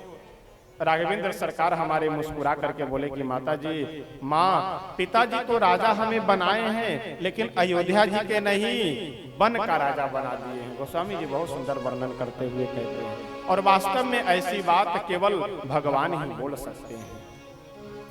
पिता दीन मुहि कानन राजो, पिता दीन मोहे कानन राजो, पिता दीन मुहि कानन राजो, पिता दीन मोहे कानन राजो, जहाँ सब भांति मोर बर काजो, यह सब भांति मोर बर काजो। श्री राघवेंद्र सरकार बोले कि पिताजी हमें राज्य तो दिए हैं लेकिन वन का राजा बनाए हैं, इसलिए अब मैं वन में जा रहा हूँ। कौशल्या जी बहुत दुखी हो जाती है यह बात सुन करके। यह सूचना जैसे ही जानकी जी को मिली, जानकी जी भी आकर के खड़ी हो गई और विवाह के 11 वर्ष व्यतीत हो चुके हैं, लेकिन इतनी मर्यादा कि आज तक प्रभु पत्नी से अपनी मां के सामने कभी बात भी नहीं की है। जानकी जी नीचे मस्तक झुकाए रो रही है और अपने अंगूठे से जमीन को कुरेद रही है, और चेहरा देख करके कौशल्या जी को लगा कि शायद हो सकता है इन्हें सूचना मिल गई है और ये भी साथ में जाना चाह रही है। कौशल्या जी बोली कि जानकी आप भी जाना चाह रही हो? जानकी जी इशारा करती हुई बोल दी कि मेरी भी इच्छा है कि मैं अपने स्वामी के साथ वन में जाऊं। बहुत समझाने का प्रयास प्रभु भी किए। आज पहली बार भगवान मां जानकी जी के सामने निरुत्तर हो जाते हैं। प्रभु बोले कि जानकी तुम सुकुमारी हो इसलिए अयोध्या जी में रहो, क्योंकि वन में जाना सुकुमारियों का काम नहीं है। जानकी जी मस्तक झुकाए झुकाए बोले कि प्रभु आप हमें सुकुमारी कह रहे हैं, आप पूरे संसार में किसी को भी बुला करके ले आइए और वह केवल इतना कह दे कि आप कठोर हैं और मैं सुकुमारी हूं, तो मैं अयोध्या जी में रह जाऊंगी। क्योंकि श्याम गौर सुंदर दो भाई, यानी कि अगर मैं सुकुमारी हूं तो आप भी तो सुकुमार हैं, और आप ऐसे सुकुमार हैं, ऐसे सुकुमार हैं कि फूल तोड़ने में आपको पसीना आ जाता है, इतने सुकुमार हैं। तो मैं सुकुमारी हूं इसलिए मुझे घर में रहना चाहिए, और क्या आप कठोर हैं जिसके लिए आपको वन में जाना चाहिए? यदि आप सुकुमार हैं तो मैं भी सुकुमारी, तो यदि आप वन में रह सकते हैं तो मैं भी वन में रह सकती हूँ, और यदि आप कठोर हैं तो आपकी भार्या होने के कारण मैं भी कठोर हूँ, तो इसलिए मुझे आज्ञा दीजिए कि मैं भी वन में चलूं। वास्तव में पति पत्नी का कैसा भाव होना चाहिए, कैसा संबंध होना चाहिए? विवाह पति पत्नी का संबंध ये कोई खिलवाड़ या नाटक का कोई मंच नहीं है कि जब मन हुआ तब किए, जब मन हुआ तब छोड़ दिए। आज समाज को हमारे यही बर्बाद करते जा रहा है। आज ये भगम भागी कर करके जो विवाह करने की लोगों की परंपरा हो रही है, जो है आज के सब नासमझ मूर्ख लोग, लड़के और लड़कियां कुछ जो भाग करके शादी विवाह कर रहे हैं, ये सब समाज के लिए समझिए कि अगर समाज का सबसे बड़ा कोई दुश्मन है तो यही लोग दुश्मन है। कई बार लोगों को ये लगता है कि भाग करके विवाह जो कर रहे हैं, माता पिता से विरोध कर करके, लव मैरिज कोर्ट मैरिज इधर उधर नौटंकबाजी कर करके, इसके पीछे शास्त्र क्या कह रहा है नहीं कह रहा है ये बात आप किनारे कर दीजिए। कई लोगों को ये लगता है कि अगर अपने मन से विवाह कर ले रहे हैं या भाग करके विवाह कर ले रहे हैं तो कोई दिक्कत नहीं है। शास्त्र की बात छोड़ दीजिए, धर्म की बात भी आप छोड़ दीजिए। मैं व्यवहारिक बात बता रहा हूं कि जो लड़की अगर परिवार से भाग करके अगर किसी लफंगे लड़के से विवाह कर रही है तो इसके पीछे शास्त्र क्या कह रहा है, धर्म क्या कह रहा है, इस पे आप मत जाइए। इसका सबसे बड़ा खामियाजा भुगतना पड़ेगा आगे चल करके जन्म लेने वाले लड़कियों को।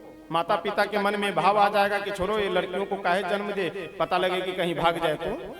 अगर कोई लड़का लफंगा हो करके अगर इस तरह से भाग करके विवाह कर रहा है तो इससे सबसे ज्यादा नुकसान उठाना पड़ेगा आगे आने वाली पीढ़ियों को, कि जब आपका बेटा यह सुनेगा कि मेरे बाप भाग करके बाप मतारी से ब्याह किए हुए थे, तो कितना आपका सम्मान करेगा, कितना आपकी इज्जत करेगा, क्या उसके ऊपर संस्कार करेगा? ये ऐसे समाज का निर्माण होगा। तो इसलिए मैं निवेदन यही करूंगा कि जो हमारी संस्कृति, जो माता पिता अपनी बेटी को जन्म दे करके पढ़ा लिखा कर पाल पोस कर बड़ा कर देते हैं, क्या वो किसी पागल के साथ में विवाह कर देंगे जो भाग करके विवाह किया जा रहा है? क्या जो माता पिता इतना कमा करके मेहनत से अपने बेटे के लिए संपत्ति बना रहे हो, क्या वो माता पिता किसी पागल या बदसूरत लड़की के साथ अपने खूबसूरत लड़के का विवाह कर देगा? क्या ऐसा कभी भी नहीं हो सकता है। यदि संसार में सबसे बड़े कोई हित ऐसी होते हैं जो अकारण बिना किसी स्वार्थ के, तो माता पिता हित ऐसे हैं। इसलिए माता पिता के ऊपर आक्षेप आरोप लगा करके कभी भी गलत यदि रास्ते पे आप जा रहे हैं तो ये समझ लीजिए कि जीवन भर आपको रोने के अलावा और कोई भी रास्ता हाथ नहीं लगेगा। तो इसलिए गृहस्थ जीवन, विवाह, मैं अभी निवेदन क्या हूं, विवाह का मतलब वाह वाह बनी रहनी चाहिए। आज जितने भी लव मैरिज विवाह हो रहे हैं, यदि वह लव मैरिज विवाह दोनों परिवार से जुड़ा हुआ है तब तो ठीक है, और यदि स्वतंत्रता के साथ में विवाह कर रहे हैं तो मैं गारंटी के साथ में कहता हूं कि आप लोगों को देख लीजिए 80% लोगों में जो है प्रेम भाव नहीं है। पत्नी कहीं और, पति कहीं और, पति कागज अलगे लिए घूम रहे हैं तलाक का, पत्नी अलगे कागज लिए कोर्ट कचहरी का चक्कर लगा रही है, ये स्थिति है। आज अपने मन से मनमानी विवाह करने की परंपरा जितनी ज्यादा बढ़ रही है, सिविल कोर्ट में उतनी ही अधिक भीड़ बढ़ती जा रही है, जहां पति पत्नी का मुकदमा चलता है। क्यों ऐसा हो रहा है? विवाह कोई शरीर का मिलाप नहीं होता। देखिए, एक और मैं व्यवहारिक बात आपको निवेदन कर दूं, जैसे अपने मन से विवाह कोई भी लड़का लड़की कब करता है? लड़का यदि देखा कि लड़की खूब सुंदर है तो विवाह कर लिया, सीधी। व्यवहार से और धन से इसे कोई मतलब नहीं, थोड़े विषय को आप समझते चलिए।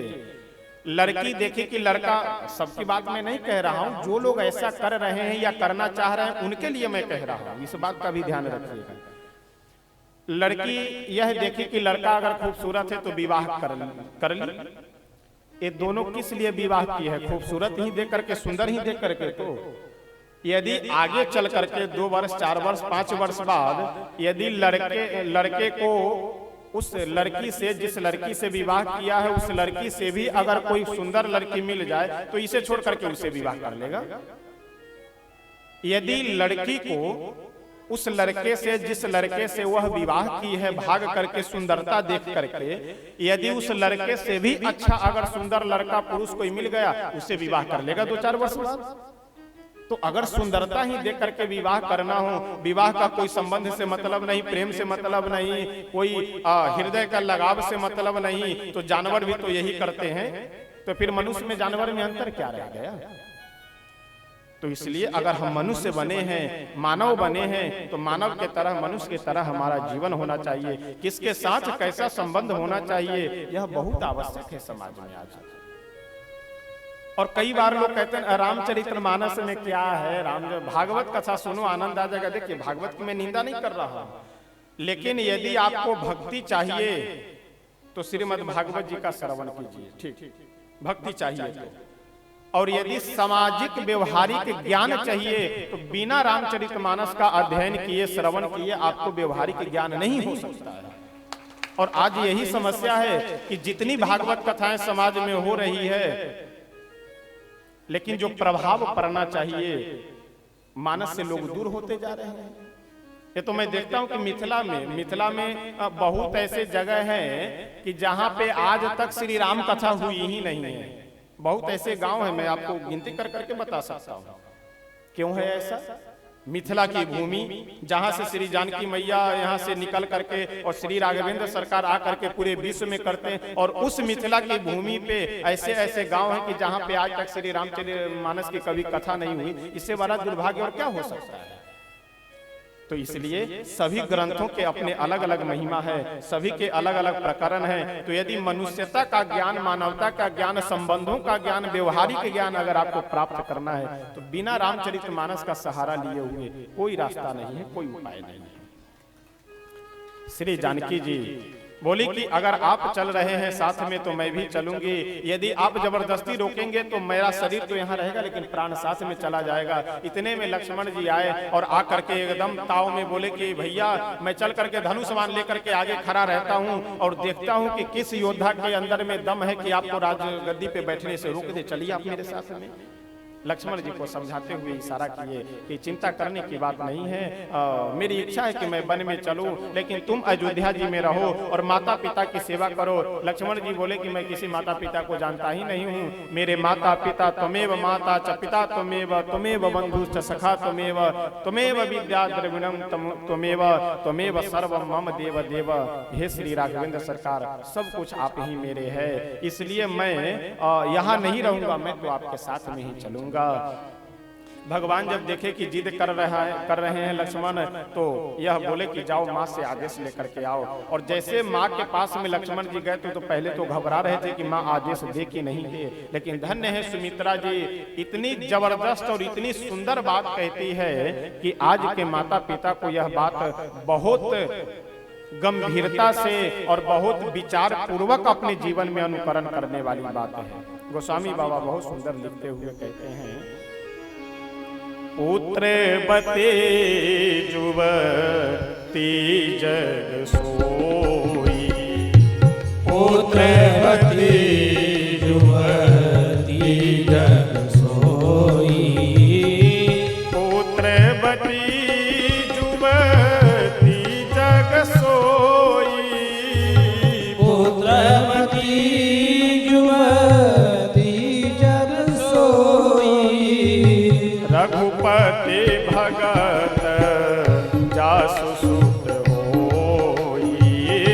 रघुपति भरत जासु सुत होई। न तरु बाझ भली बादी ज्ञानी। न तरु बाझ भली बादी ज्ञानी। राम विमुख सुत तेहित जानी। राम विमुख सुत तेहित जानी। श्री सुमित्रा मैया यह आदेश देकर के और यह कहती है कि संसार में पुत्रवती महिला वही है जिस महिला का पुत्र भगवान का भक्त हो। पुत्रवान पिता वही है जिस पिता का पुत्र भगवान का भक्त हो। नहीं तो केवल कमाने खाने के लिए ही अगर यदि पुत्र को जन्म दिया जाए तो फिर जानवर में मनुष्य में अंतर क्या रहता है। सुमित्रा जी बोली कि पुत्र, मेरा उपदेश यही है कि जिस तरह से श्री सीताराम जी वन में प्रसन्न रहे तुम वही काम करना।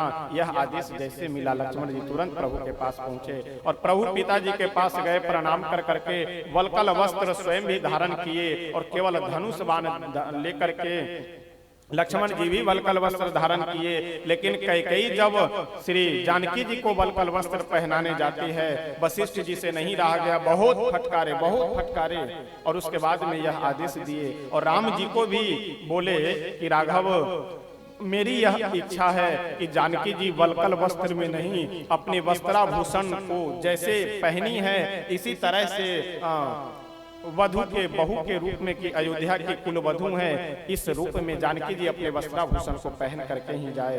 जब श्री राघवेंद्र सरकार महल से निकल करके आगे बढ़े सुमंत्र जी को दशरथ जी आदेश देते हैं कि सुमंत्र जाओ और रथ पे बिठा करके 2-4 दिन वन में घुमा करके लेकर चले आना। सभी अवधवासी प्रभु के साथ में लग जाते हैं और सभी यह कहते हैं कि न ही तद वनम भविता राष्ट्रम यत्र रामो निवस्यति। जहाँ श्री राम जी रहेंगे वही हमारे लिए अयोध्या और जहाँ श्री राम जी नहीं रहेंगे वह अयोध्या भी हमारे लिए खंडहर हो जाएगा। आइए बहुत सुंदर एक पंक्ति गा करके हम सब लोग आगे बढ़ते हैं कि श्री राघवेंद्र सरकार रथ पे बैठ करके आगे आगे चल रहे हैं। पीछे से सभी अवधवासी रोते बिलखते चल रहे हैं कि हम लोग प्रभु बहुत समझाने का प्रयास किए लेकिन कोई भी अवधवासी नहीं माने। तपसी का वेश धर के भगवान चल दिए।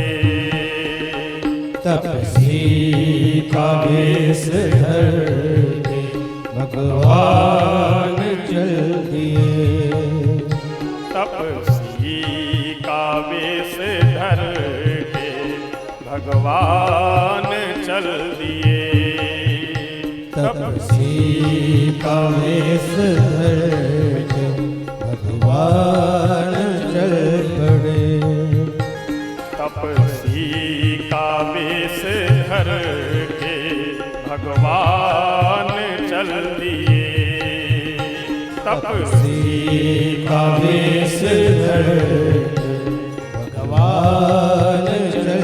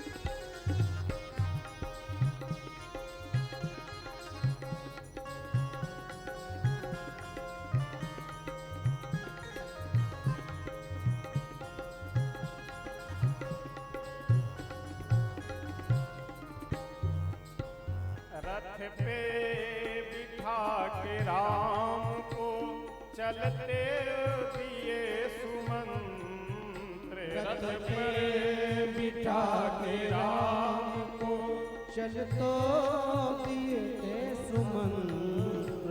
रथ पर बिठा के राम को चलतो दिए सुमंत्र।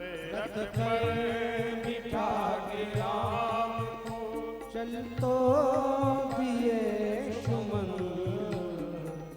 खींची जो रास रोस में, खींची जो रास रोस में, घोड़े मचल पड़े।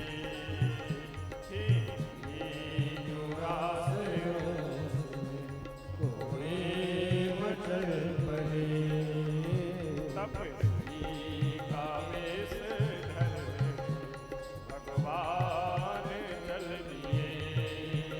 तपस्वी का वेश धर भगवान चल पड़े। तपस्वी का वेश धर के भगवान चल पड़े। तपस्वी का वेश धर के भगवान चल पड़े। देखा पिता निरूप को, देखा पिता निरूप को आंसू निकल पड़े। देखा पिता ने रूप को आंसू निकल पड़े। तपस्वी का वेश धर के भगवान चल पड़े। तपस्वी का वेश धर के भगवान चल पड़े। श्री अयोध्या धाम की प्रभु सभी अवधवासियों के साथ में अयोध्या जी से सीधे दक्षिण दिशा की ओर चलते हैं। तमसा नदी के किनारे सायंकाल की बेला हो जाती है, वहीं निवास करते हैं। रात्रि में सभी अवधवासियों को सोते हुए छोड़ करके प्रभु वहां से आगे बढ़ जाते हैं। आगे जब बढ़े तो धीरे धीरे बढ़ते बढ़ते श्री तीर्थराज प्रयाग को पार करने के बाद निषादराज गुह के पास पहुंचे और श्रृंगवीरपुर में जब भगवान तमसा को पार करने के बाद श्रृंगवीरपुर पहुंचे। श्रृंगवीरपुर के राजा निषादराज गुह, कई बार लोग सनातन धर्म की परंपरा के ऊपर यह आक्षेप, बहुत सारे लोग ये आरोप लगाते हैं कि इसमें जातिवाद है, ये है, वो है, फलना है, ढिमाका है। कोई जातिवाद नहीं थी। अगर जातिवाद रही होती तो आज हजारों लाखों वर्षों से हमारी सनातन परंपरा कैसे चल रही थी। आज जो वर्तमान समय में जाति का जहर समाज में घोला गया है, एक घोला जाने का कारण बीच में जो कुछ वर्षों तक, कुछ 100 वर्षों तक ये आतताइयों का हमारे भारतवर्ष के ऊपर आक्रमण करना, राज्य करना और इन विपरीत वामपंथ विचारधारा के लोगों का राज्य करना, यही कारण है कि हमारे समाज में जातिवाद का जहर विष घोला गया। बाकी हमारे समाज में जातिवाद के लिए कोई जगह नहीं थी। आज कई लोग ये तर्क देते हैं कि बड़े जाति वाले लोग छोटे वाले को दबा, ये किए, धिमाका किए, फलाना किए। अगर ऐसी बात रही होती तो निषादराज को कैसे राजा बन गए। बहुत सारे आज काशी में आज सैकड़ों हजारों वर्ष से प्राचीन परंपरा है कि काशी नरेश वहाँ के डोम जाति से वहाँ के राजा होते हैं। कैसे राजा वो हो गए। महाराज सुहेल देव जैसे राजा हुए, इनसे पहले भी है तो भगवान के श्री कृष्ण के समय का प्रसंग सुन रहे हैं। यदि कई लोग ये तर्क देते हैं कि पढ़ने लिखने का अधिकार नहीं था समाज को, तो पढ़ने लिखने का अधिकार नहीं था तो आज से 5000 वर्ष पहले महाराज विदुर, जिनका एक शूद्र कुल में उत्पन्न स्त्री के गर्भ से जन्म हुआ, ऐसे श्री विदुर जी भी हस्तिनापुर जैसे चक्रवर्ती नरेश के राज्य में और वहाँ के मुख्य महामंत्री के पद पे बैठते हैं। कैसे बैठ गए वो महामंत्री के पद पे। तो ये शिक्षा दीक्षा की जो अव्यवस्था भ्रम, जातिवाद का जहर, ये सब बीच में जो एक आध हजार वर्षों तक जो ये दूसरे विचारधारा के लोग हमारे सनातन धर्म के ऊपर में राज किए, उन लोगों का ये जहर फैलाया हुआ है। बाकी हमारे शास्त्र में या हमारे सनातन धर्म में कोई इस तरह की बात जहर फैलाने वाली बात नहीं थी। सब पढ़ते थे, सब ज्ञानी। गोस्वामी जी लिख रहे हैं ना रामचरितमानस में कि पूर्ण नर नारी सुभग सुचि संता धर्मशील ज्ञानी गुणवंता, यानी जनकपुर के जितने भी नगर निवासी हैं, तो क्या उस नगर निवासी में केवल ब्राह्मण लोग ही हैं और लोग नहीं हैं? क्या उस नगर निवासी में केवल राजपूत हैं और लोग नहीं हैं? नगर निवासी चाहे जिस जाति से हो, जिस बिरादरी से हो, चाहे जो कोई भी हो, अयोध्या जी के नगर निवासी हैं, जनकपुर के नगर निवासी हैं, सब पढ़े लिखे विद्वान हैं, सब ज्ञानी हैं, सब गुणवान हैं, सब अपने आप में दिव्य हैं। तो इसलिए जाति उति की व्यवस्था ये सब हमारे समाज की परंपरा ने, जाति की व्यवस्था जैसे जिला को चलाने के लिए डीएम होता है, एसडीएम है, कलेक्टर है, फलाना है, एसपी है, एसडीओ है, सीओ है, तो ऐसे ऐसे अधिकारियों के जैसे पद हैं, उसी तरह से समाज को चलने के लिए एक परंपरा बनाई गई। बाकी ये जातिवाद का जहर हमारे समाज में था ही नहीं। ये कुछ गलत विचारधारा के लोगों का ये देन है कि जो जहर हमारे समाज में फैला। निषाद राजगुरु प्रभु के पास आकर के बोले कि प्रभु हमारी आपसे प्रार्थना है। कौन सी प्रार्थना है? कि कृपा करिय पुरधारिय पाऊ थापिय जनु सब लोग सिहाहूं। कई बार लोग छुआछूत की बात करते हैं। अगर छुआछूत की बात रही होती तो निषाद राज गुह भगवान से यह क्यों कहते कि प्रभु आप मेरे नगर में चलिए और मेरे घर में चल करके कुछ जल वगैरह ग्रहण कर करके मुझे आप धन्य कीजिए। निषाद राज तो जान रहे थे कि छुआछूत की बात है, भगवान मेरे घर में नहीं जाएंगे, क्षत्रिय कुल में जन्म हुआ है, तो क्यों ऐसा कहते? इसका मतलब ये छुआछूत की जो विडंबना थी उस समय हमारे समाज में नहीं थी। ये वर्तमान समय में कुछ लोगों का ये दिन है, गलत मानसिकता की ये सब परंपरा चली है, बाकी इस तरह की कोई बात नहीं थी। भगवान श्री राघवेंद्र सरकार बोले कि ऐसा है, मेरे पिताजी का यह आदेश है कि मैं 14 वर्षों तक वन में ही रहूं, इसलिए आपके नगर में नहीं जा सकता, मैं यहीं रहूंगा।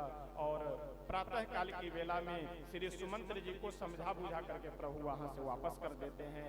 आगे गंगा जी के किनारे गए और गंगा जी के किनारे जा करके वहीं जटा भी बनाते हैं और मस्तक पे सुंदर जटा बना करके गंगा जी के किनारे गए। और गोस्वामी जी बहुत सुंदर प्रसंग वर्णन करते हुए कहते हैं, मांगी नावन केवट आना, मांगे नावन केवट आना, मांगी नावन केवट आना, मांगे नावन केवट आना, कहे तुम्हार मरम में जाना, कहे तुम्हारे मरम में जाना, छुअत शिला भई नारी सुहाई, छुअत शिला भई नारी सुहाई, छुअत शिला भई नारी सुहाई, छुअत शिला भई नारी सुहाई, पाहन तेन काठ कठिनाई, पाहन तेन काठ कठिनाई, छुअत शिला भई नारी सुहाई, छुअत शिला भई नारी सुहाई। केवट बड़ा अद्भुत और अलौकिक भक्त है। यद्यपि समय समापन की ओर हो रहा है, लेकिन थोड़ा अगर 10 मिनट आप लोग धैर्य धारण कर करके बैठिए तो केवट के प्रसंग में प्रवेश करें, और नहीं तो फिर हम वाणी को विराम कर दें। अगर आप लोगों को कोई दिक्कत ना हो तो केवट के क्योंकि केवट के प्रसंग में अगर प्रवेश किए तो ये मान करके चलिए कि 15 से 20 मिनट का समय लगे, तभी वास्तव में आनंद आएगा, नहीं तो फिर केवल छू करके निकल लेने से कोई मतलब नहीं। चलिए कोई बात नहीं, थोड़ा 5 मिनट आज धैर्य धारण कर करके बैठिए, कोई चिंता करने की बात नहीं है। मिथिलावासी तो देखिए, सुनाने की मेरी स्वाभाविक जिज्ञासा मेरे लिए तो आसान है। अब 3 घंटे से लगातार बैठे हैं, उठ जाएंगे, छुट्टी मिल जाएगी बोलने से। लेकिन सुनाने में आप सब लोग सुनने वाले हैं, इसलिए सुनाने में आनंद आ रहा है। अगर आप लोगों को बैराग होने लगता तो हमको तो पहले से बैराग, हमको तो और आनंद ही है बैराग लेने में कि जल्दी से बोल करके यहाँ से उठ ले। केवट बड़ा अनोखा भक्त है। प्रभु गंगा जी के किनारे खड़े हुए और केवट से बोले कि अरे ओ केवट भाई, जरा नौका को अपने पास में लाओ, क्योंकि गंगा जी के उस पार हमें जाना है। केवट जैसे ही यह सुना कि प्रभु किनारे पे आ रहे हैं मेरे पास में और यहाँ से उस पार जाना है गंगा जी के, तो केवट अपने नौका को किनारे से ले जा करके बीच गंगा जी के धार में कभी इधर लाता है, कभी आगे पीछे करने लगा। आगे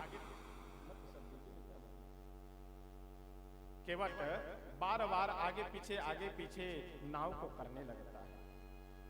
प्रभु बोले कि केवट, मुझे गंगा जी के उस पार जाना है, तो नाव को लेकर के किनारे आओ और नाव में मुझे बिठाओ और बिठाने के बाद उस पार हमें कर दो। केवट बोला ये नहीं हो सकता है, ये कदापि नहीं हो सकता है, क्योंकि मांगी नावन केवट आना, कहे तुम्हारा मर्म मैं जाना। मैं आपके मर्म को जानता हूँ। लक्ष्मण जी बोले क्या है नालायक मूर्ख, जिनके मर्म को बड़े बड़े देवता लोग नहीं जानते हैं और तुम तुच्छ आदमी होकर के कहते हो कि मैं आपके मर्म को जानता हूँ। केवट बोला कि लक्ष्मण जी, ये धनुष भंग का समय नहीं है और परशुराम जी हम नहीं हैं जो परशुराम जी की बोलती बंद कर दिए। यहाँ भक्त और भगवान के बीच की बात है, तो इसलिए ज्यादा आप हस्तक्षेप मत कीजिए, चुपचाप सुनिए। लक्ष्मण जी बोले सुनेंगे तो, लेकिन तुम कौन से मर्म को जानते हो? केवट बोला कि मैं मर्म को जानता हूँ। छुअत शिला भई नारी सुहाई, पाहन तेना काज कठिना।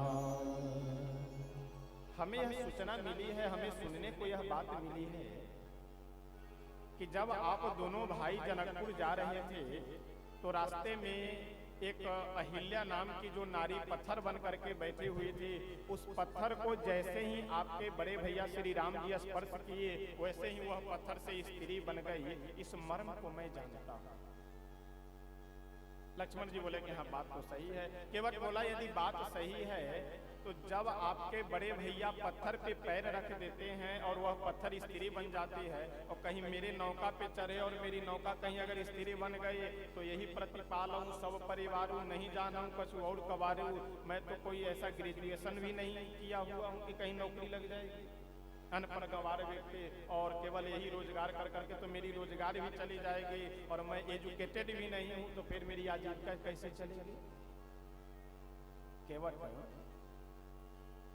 बोला कि मैं वैसे नौका पे नहीं बैठा सकता। प्रभु बोले कि कोई उपाय तो होगा, कोई रास्ता तो होगा, कोई समाधान तो होगा। केवट बोला कि एक ही समाधान है, पहले आप अपने चरण को धुलवाइए, हम आपके चरण को धोएंगे और चरण को धोने के बाद मल मल करके धोने के बाद उस चरणामृत को पिएंगे। जब मेरे ऊपर कोई असर नहीं होगा ना, उसके बाद तब आपको नौका में बिठाएंगे। और चिंता मत कीजिए, बिल्कुल आप चिंता मत कीजिए, क्योंकि यदि आप चरण धुलवा लिए तो मैं उत्तराई आपसे पैसा नहीं लूंगा, और यह शपथ मैं आपके पिताजी की सौगंध खा करके कहता हूँ। आपके पिता श्री दशरथ जी का सौगंध खा करके कहता हूँ कि यदि आप चरण धुलवा लेंगे तो मैं उत्तराई नहीं लूंगा। अब लक्ष्मण जी तो अपने कांधे से धनुष उतारे, बोले कि मूर्ख, बस अब समझ लो कि तुम अब समाप्त हो। तुम्हारी इतनी हिम्मत कि हमारे बड़े भैया नहीं बोल रहे तो तुम मेरे पिताजी तक पहुंच जाओ। केवट से किसी ने आकर के बोला कि केवट, लक्ष्मण जी से तुम्हें डर नहीं लग रहा है? केवट बोला मैं क्यों डरूं, क्योंकि मुझे पूर्व जन्म की घटना याद है। कौन सी घटना याद है? केवट बोला कि पूर्व जन्म में मैं कछुआ था और क्षीर सागर में मैं निवास करता था, और ये जो लक्ष्मण जी हैं ये जानते हो कौन है? ये शेषावतार हैं, शेषनाग हैं, और इन शेषनाग के ऊपर हमारे श्री राघवेंद्र सरकार जो नारायण के रूप में विराजमान रहते हैं, मेरे कछुआ के योनि में मेरे मन में एक विचार आया कि चल करके हम प्रभु का चरण छुए, प्रभु का को प्रणाम करें। तो जब मैं प्रभु के चरण के पास पहुंचना चाह ही रहा था कि ये शेषनाग अपने फण से मुझे गिरा देते थे नीचे। फिर हमने दूसरी बार जाना चाहा, फिर ये जो लक्ष्मण जी शेषा अवतार ये मुझे अपने फण से मार करके नीचे गिरा दिए। और जब तीसरी बार मैं प्रयास किया तो इतनी जोर से ये फण मारे कि मेरी मृत्यु हो गई। और उस समय मेरी कछुआ योनि में जन्म हुआ था, और कछुआ जन्म योनि में जब मेरी मृत्यु हुई और इन लक्ष्मण जी के शेषा अवतार के शेषनाग के माध्यम से मेरी मृत्यु हुई, तो कछुए से मैं आज मनुष्य बन गया हूँ। और आज यदि मुझे ये मार देंगे तो मैं आदमी से देवता बन जाऊंगा, नुकसान इन्हीं का होगा। अच्छा, लक्ष्मण जी का क्या नुकसान होगा? तो नुकसान यह होगा कि जब मेरी मृत्यु हो जाएगी तो मेरी पत्नी, मेरे बच्चे सब रोते बिलखते आएंगे और बोलेंगे कि मेरी पत्नी बोलेगी कि अगर हमारे पति चले गए तो मेरा भरण पोषण कौन करेगा। बच्चे यही बोलेंगे कि हमारे पिताजी चले गए, मर गए, तो इनका भरण पोषण कौन करेगा। तो फिर सारे समाज के लोग यही पंचायत कर करके निर्णय लेंगे कि राम जी आपके छोटे भाई इनका वध किए हैं, तो इसलिए आप इनके घर के खर्चा वर्चा चलाइए। तो आए तो थे उदासी बन करके और फिर गृहस्थी संभालना पड़ेगा। तो लक्ष्मण जी जैसे बात सुने वैसे ही घबरा करके तुरंत धनुष कांधे पे रख लिए कि तो हम भी फंस जाएंगे यहाँ, क्योंकि भगवान यही बोलेंगे कि लक्ष्मण तुम मारे हो तो इसलिए हम तो आगे वन में जा रहे हैं और तुम यही रहो और इसके परिवार का भरण पोषण करो। लक्ष्मण जी देखे कि प्रभु का सानिध्य छूट जाएगा, तुरंत धनुष बाण चढ़ा लिए अपने कांधे पे। अच्छा, कितना सुंदर संकेत है। गोस्वामी जी कहते हैं कि सुनि केवट के बैन प्रेम लपेटे अटपटे, बिहसे करुणा ऐन चितये जानकी लखन तन। केवट बोला कि प्रभु आप अपना चरण धुलवा लीजिए और उसके बाद न आपको कुछ उतराई देना है, न कोई समस्या, न कोई शंका, सारी शंकाओं का समाधान यही कि आप अपना चरण धुलवा लीजिए। प्रभु बोले तो ठीक है, कोई बात नहीं। अच्छा, केवट व्यंग्यात्मक बात तो बोल रहा है, लेकिन केवट के अटपटे बात को सुन करके, केवट के अटपटे वाणी को सुन करके भगवान प्रसन्न और हंस रहे हैं। ठीक, किनकी ओर देख करके? लक्ष्मण जी की ओर देख करके और श्री जानकी जी की ओर देख करके हंस रहे हैं। मानो भाव यह है कि जानकी जी की ओर देख करके इसलिए प्रभु हंस रहे हैं कि जानकी देखो केवट का कितना बड़ा सौभाग्य, तुम्हारे पिता श्री जनक जी मेरे हाथ में तुम्हारा हाथ सौंपे, उसके बाद न जाने अनगिनत कितने धन संपत्ति आदि उपहार दिए। ये सब देने के बाद केवल उन्हें एक चरण धोने का, यानी दाहिना चरण जैसे जो कन्यादान करते हैं, तो वो अपने होने वाले दामाद का क्या पाद प्रक्षालन करते हैं ना, चरण धोते हैं, उसे पैर पूजा के रूप में देहातों में कहते हैं। प्रभु जानकी जी की ओर देख करके बोले कि देखो तुम्हारे पिताजी इतने अमूल्यवान वस्तुओं को देने के बाद केवल उनको यही सौभाग्य मिला एक दाहिना चरण धोने का, लेकिन आज केवट का भाग्य देखो कि दिया कुछ नहीं और दोनों चरण धोएगा। और जब तक दोनों चरण नहीं धो लेगा तब तक ये निश्चित है कि ये नौका में बिठाएगा नहीं। अच्छा, और लक्ष्मण जी की ओर देख करके क्यों हंसे? लक्ष्मण जी की ओर देख करके इसलिए प्रभु हंसे। अच्छा, बधाई नामकरण संस्कार के दिन मैं ये प्रसंग सुनाया था, तो उस दिन जो लोग आए हुए होंगे आप सबको ध्यान होगा प्रसंग कि लक्ष्मण जी एक बार बचपन में प्रभु के अंगूठा को अपने मुख में चूसने के लिए, मुख में लगाने के लिए बहुत जोर जोर से रोने बिलखने लगते हैं। मानो भगवान उसी प्रसंग को याद दिलवा रहे हैं कि लक्ष्मण तुम इतना परिश्रम करने के बाद, इतना रोने के बाद, इतना जो है पूरे घर में शोर मचाने के बाद, इतना प्रयास करने के बाद केवल तुम्हें सौभाग्य यही मिला एक अंगूठा अपने मुख में लगा करके चूसने का, और इसमें वन में भी आए हो तो यहाँ पर भी सौभाग्य केवल एक पैर की सेवा करने का ही, एक पैर धोने का, क्योंकि एक पैर तुम धोते हो, एक पैर जानकी जी धोती है। लेकिन केवट का सौभाग्य देखो कि एक किया कुछ भी नहीं, लेकिन ये दोनों चरण धोएगा, यह सौभाग्य। इसीलिए जानकी जी की ओर देख करके हंसे और श्री लक्ष्मण जी की ओर भी देख करके।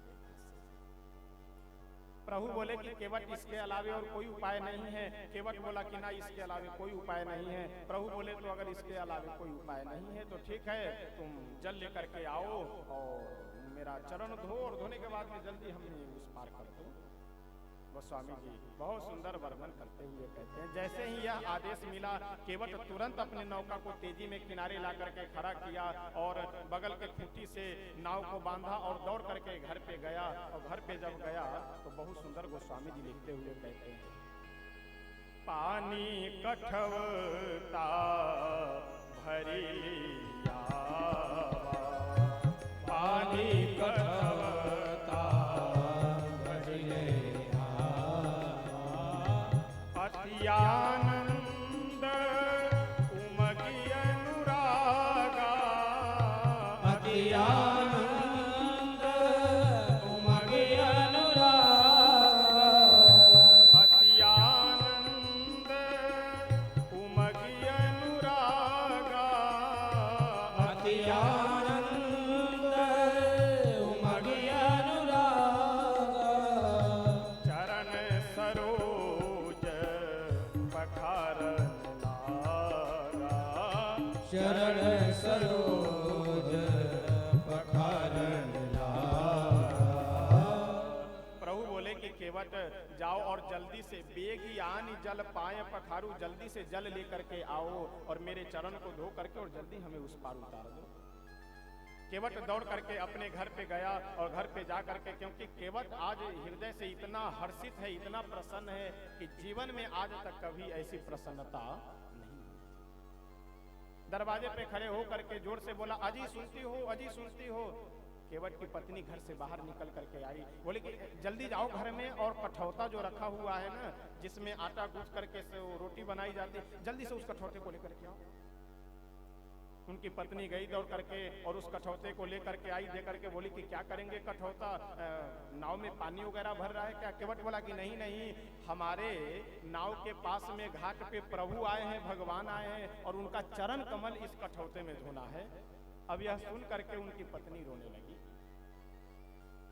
केवट हंस रहा है, मुस्कुरा रहा है, हंसते हुए मुस्कुराते हुए बोला कि तुम भी महामूर्ख लग रही हो, अरे ये तो प्रसन्न होने का समय है, इस समय तुम रो क्यों रही हो? केवट की पत्नी बोली कि हम लोग कितने भाग्यहीन हैं कि हम लोग गरीब हैं, यदि मेरे घर में सोने का कठौता होता तो आज अपने प्रभु के चरण को हम सोने के कठौता में प्रक्षालन करते, लेकिन क्या करे, भाग्यहीन है, घर में सोने का कठौता नहीं है।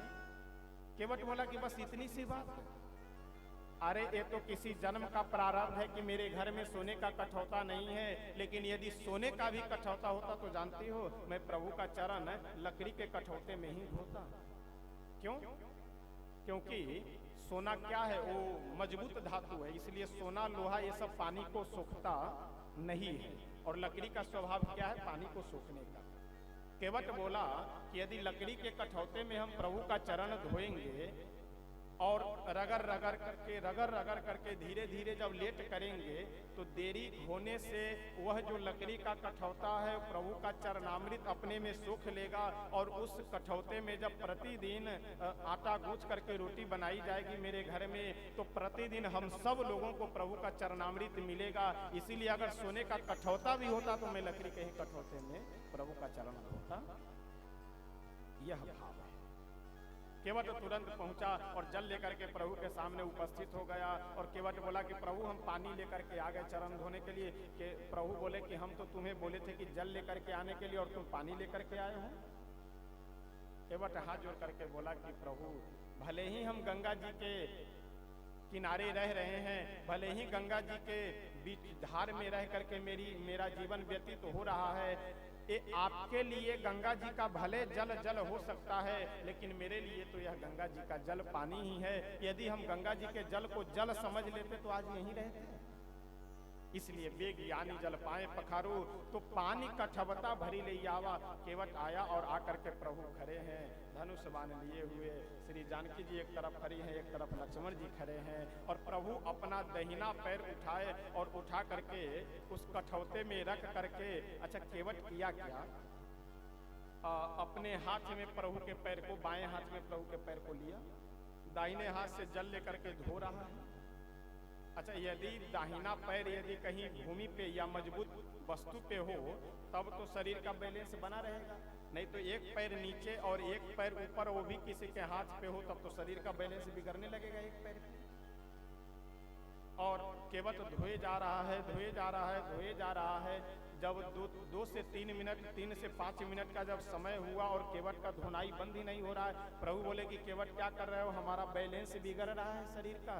केवट बोले तो प्रभु उसका मेरे पास उपाय है बैलेंस बनाने का। भगवान बोले कि जल्दी से चरण धो। केवट बोला कि क्या करें, नंगे पांव चल करके अयोध्या जी से यहाँ तक आए हैं तो पैर में इतने मिट्टी लग गए हैं, इतने धूल लग गए हैं कि उसे देख देख करके अच्छे से धोना पड़ रहा है। भगवान बोले कि बात तो तुम्हारी सही है, लेकिन हमारा शरीर का वो बैलेंस बिगड़ रहा है। केवट बोला कि एक उपाय है कि आप मेरे माथे पे हाथ रख दीजिए। अब भगवान लक्ष्मण जी की ओर देखे और देख करके बोले कि लक्ष्मण देखो ये क्या बतावे, अब ये तो कोई बात ही मानने को तैयार नहीं है और सब बात अपनी ही मनवाने को तैयार है। अच्छा, केवट जब बुलाने से भी नहीं आ रहा था ना, तो लक्ष्मण जी की ओर देख करके बोले कि लक्ष्मण देखो केवट कितना सुंदर भक्त है कि मैं बार बार बुला रहा हूँ लेकिन नहीं आ रहा है। लक्ष्मण जी मुंह उदास होकर के बोले कि आपके भक्त होते ऐसे हैं कि एक को बुलाओ तो आते नहीं है और किसी को भेजो तो वो जाते नहीं है। इससे पहले सुमंत्र जी आपके भक्त थे, जिनको भेजे तो वो जा नहीं रहे थे, और एक भक्त एक केवट है कि बुला रहे हो तो आ नहीं रहे हैं। अच्छा, भगवान भी उत्तर देने में बड़े चतुर है। प्रभु बोले कि लक्ष्मण एक बात बतावे, एक बात यह बताओ कि यदि कोई दुकानदार सुबह सुबह अपने दुकान को खोले और उसी समय कोई व्यक्ति ग्राहक आ जाए और आ करके उधार मांगे तो दुकानदार क्या कहता है, क्या सोचता है? मतलब सुबह सुबह एक उधार मांगने के लिए आ गए, अब दिन भर उधारी ही जाएगी व्यवस्था मेरी। उसी तरह से आज केवट मेरी बात नहीं मान रहा है, लेकिन फिर भी यह भक्त है। ये मुझे पता चल गया था कि हमारे जितने भी भक्त मिलेंगे वो बात मेरी नहीं मानेंगे। क्यों? क्योंकि जब अयोध्या जी से मैं चल रहा था तो वनवास का वर किसे मिला था? वनवास, वन में जाने का आदेश किसे मिला था? केवल मुझे मिला था। लेकिन जानकी जी तैयार हो गई, हमने मना किया तो क्या जानकी जी बात मानी? लक्ष्मण जी बोले नहीं मानी। प्रभु बोले कि तुम्हें भी वन में जाने का आदेश पिताजी से नहीं मिला था, केवल मुझे मिला था, लेकिन तुम भी तैयार हो गए जाने के लिए, हमने तुम्हें भी समझाया, तो क्या तुम मेरी बातों को माने? लक्ष्मण जी बोले कि हम नहीं माने। प्रभु सोच लिए कि अब आगे जितने भी भक्त मिलेंगे ऐसे भक्त मिलेंगे कि जो मेरी बात ना माने। जब प्रारंभ में ही जब ऐसे ऐसे भक्त मिल रहे हैं कि मैं कहूँ कुछ और करे कुछ और, तो आगे चल करके जितने भक्त मिलेंगे सब ऐसे भक्त मिलेंगे हमारे। केवट बोला कि प्रभु आप अपना हस्त कमल मेरे माथे पे रख दीजिए। प्रभु बोले कि ऐसा है, नाक चाहे सीधा पकड़ो या घुमा करके पकड़ो बात बराबर है। तो ऐसा भी तो हो सकता है कि तुम हमें पकड़ लो, जैसे एक हाथ से चरण धो रहे हो और एक हाथ से मेरा हाथ पकड़े रहो कि मेरे शरीर का बैलेंस न बिगड़े। केवट हाथ जोड़ करके बोला कि प्रभु मेरे पकड़ने में और आपके पकड़ने में अंतर है। क्या अंतर है? केवट बोला कि प्रभु यदि मैं आपको पकड़ूंगा तो उसमें अंतर यह है कि विषम परिस्थिति आने पर, दुख आने पर, समस्या आने पर मैं आपको छोड़ दूं, लेकिन यदि आप हमें पकड़ लेंगे तो मुझे यह पक्का विश्वास है कि आप कभी हमें नहीं छोड़ेंगे। भगवान बोले अब चलो, अब तो करना ही पड़ेगा। तो कितना सुंदर केवट का भाग्य है कि एक हाथ से प्रभु का चरण प्रक्षालन कर रहा है, दूसरे हाथ से प्रभु का चरण मज मज करके धो रहा है, और प्रभु का एक तरफ चरण धो रहा है और प्रभु का दाहिना हाथ केवट के माथे पे। यह दृश्य देख करके तो देवता लोग बिल्कुल निहाल हो गए कि धन्य है केवट, किन्हीं को, हम लोगों को तो चरण छूने का सौभाग्य नहीं मिल पाता है, और धन्य है केवट कि आज प्रभु का दोनों चरण भी प्रक्षालन कर रहा है और प्रभु का हाथ भी केवट के माथे पे है। कितना सौभाग्यशाली केवट है।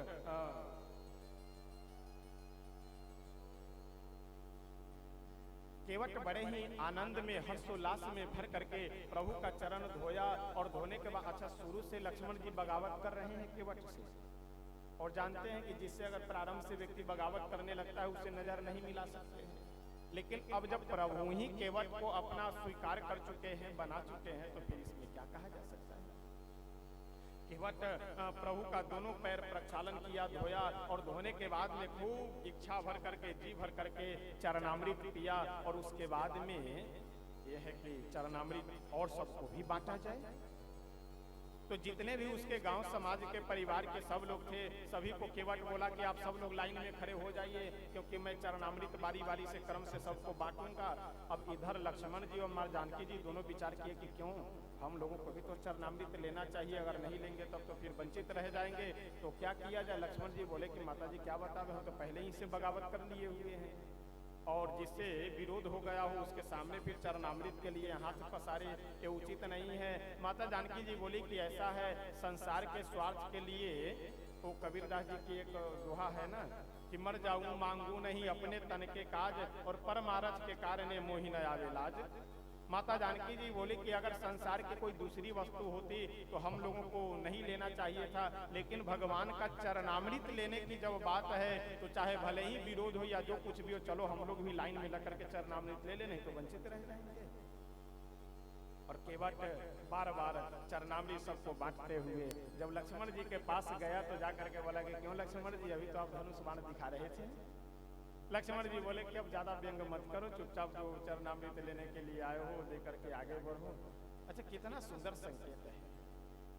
लक्ष्मण जी महाराज को गोस्वामी जी क्या कहते हैं, डंडा, और भगवान श्री राम जी क्या है, झंडा। जैसे अब कई बार होता है ना कि झंडा यदि हवा के कारण नीचे झुकने लगे तो डंडा फिर टाइट कर देता है कि नहीं नहीं झंडा लहराता रहे। उसी तरह से यदि अगर प्रभु के ऊपर कोई आंच आती है, प्रभु के रूपी झंडे को कोई झुकाना चाहता है, तो तुरंत लक्ष्मण जी खड़े होकर के झंडे को ऊपर कर देते हैं। केवट प्रभु का पैर प्रक्षालन करने के बाद बोला कि प्रभु अब तो चरण धो लिए। केवट बोला कि अच्छा तो ठीक है, आप नाव में आइए। प्रभु बोले कि हाँ, तुम्हारा शर्त था कि चरण धोने के बाद में नाव में बैठा लेंगे, नौका में बिठा लेंगे, अब नौका में हमें बिठाओ और बिठा करके उस पार ले चलो। जैसे नौका में बैठने के लिए प्रभु आगे बढ़े, केवट चरण पकड़ करके बोला कि प्रभु बस अब एक काम और है। पहले बोला था कि केवल चरण धोना है, उसके बाद बोले कि माथे पे हाथ रखिए, अब तीसरे में और बोल रहे हैं कि एक काम और है। लक्ष्मण जी की ओर प्रभु देखे, बोले कि अब फिर कोई काम बता रहा है। लक्ष्मण जी मन ही मन सोचे कि अब यही बताएगा कि अब गंगा जी पहले स्नान कीजिए तब फिर चढ़ाएंगे। चरण तो धो ही लिया, अब यही एक रास्ता बचा हुआ है कि अब गंगा जी स्नान करवाएगा, उसके बाद में बोलेगा कि नौका में बिठाएंगे। प्रभु बोले कि कौन सा काम है। केवट बोला कि एक काम है, मैं तो गरीब आदमी हूँ, इसलिए मैं पिंडदान, क्योंकि पिंडदान करने में सामग्री लगेगी, वस्तु लगती है, इसलिए पिंडदान मैं नहीं कर पाया। तो आपके विषय में हमने सुना है कि गुरुदेव वशिष्ठ जी के गुरुकुल में जाकर के आप वेद का अध्ययन किए हैं, वेद मंत्रों का उच्चारण किए हैं, तो आप गंगा जी के किनारे खड़े होकर के वेद मंत्रों का पाठ कीजिए, मंत्रों को पढ़ते चलिए, और हम पिंडदान कर करके अपने पितरों का उद्धार करते हुए और तब उसके बाद में आपको नौका में बिठाएंगे। गोस्वामी जी कहते हैं कि पितर पार करी, यानी अपने पितरों का, और जिसके पुरोहित, जिसके पंडित जी साक्षात भगवान बन करके पूजा करवा रहे हो, पिंडदान करवा रहे हो, और जिनके लिए पिंडदान किया जा रहा है, तो भगवान के द्वारा करवाए हुए पिंडदान के कारण यदि वे पितर लोग जीव अगर नरक में या इधर उधर बने रहे तो भगवान की विशेषता क्या है। जैसे जैसे केवट अंजलि में तिल, जल में तिल रख करके जलांजलि देते जा रहे हैं, वैसे वैसे इनके सारे पितरों का उद्धार होता जा रहा है। केवट अपने पितरों को पार कर करके नाव में बिठाया और बिठाने के बाद में आगे लेकर के चलता है। वास्तव में जीवन की वास्तविकता यही है कि हम समय रहते हुए संभल जाएं और समय रहते हुए हम भगवान के चरणों में अपने मन को लगा दें, क्योंकि यह जो हम लोगों का शरीर है ना, ये धीरे धीरे व्यतीत तो होता चला जाता है। चली जा रही है उम्र धीरे धीरे, चली जा रही है धीरे धीरे, उम्र धीरे धीरे, उम्र धीरे धीरे, उम्र धीरे धीरे, उम्र धीरे धीरे, चली जा रही है उम्र धीरे धीरे,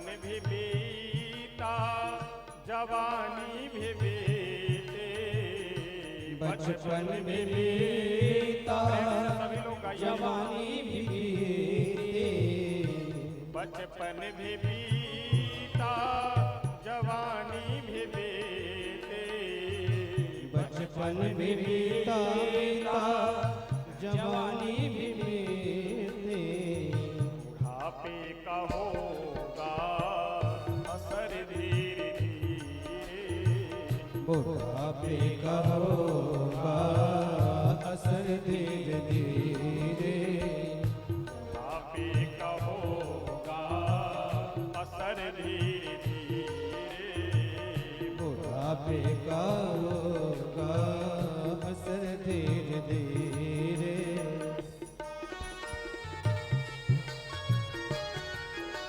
जय जय हो।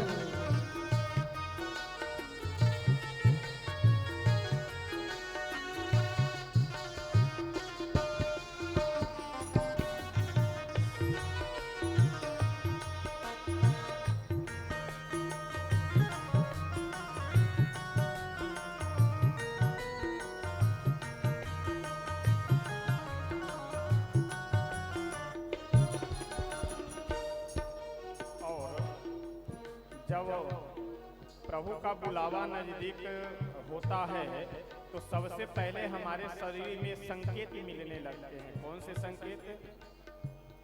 गिरे दांत सारे हुए केस उजले, गिरे दांत सारे हुए केस उजले, गिरे दांत सारे हुए केस उजले, गिरे दांत सारे हुए केस उजले, की जा रही है कमर धीरे धीरे, झुकी जा रही है कमर धीरे धीरे, की जा रही है कमर धीरे धीरे, झुकी जा रही है कमर धीरे धीरे।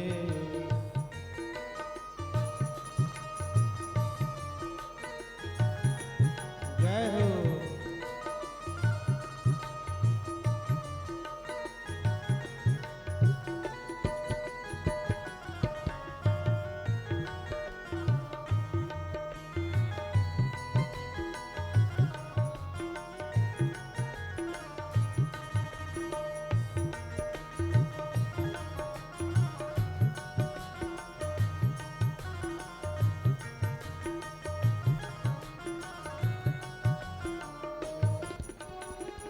उमर धीरे धीरे, उमर धीरे धीरे, उमर धीरे धीरे, उमर धीरे धीरे, चली जा रही है उमर धीरे धीरे, चली जा रही है उमर धीरे धीरे।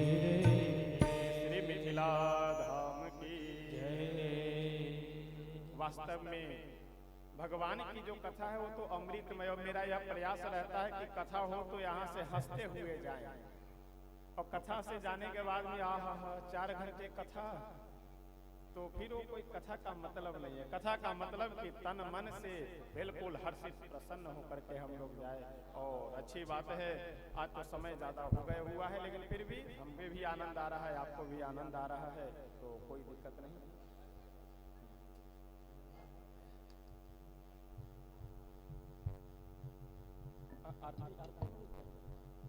दो बार प्रेम से सभी भक्त हम सब लोग संकीर्तन करें।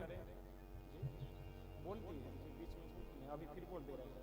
सीताराम सीताराम सीताराम जय सीताराम, सीताराम सीताराम सीताराम जय सीताराम, सीताराम सीताराम सीताराम जय सीताराम, सीताराम सीताराम सीताराम जय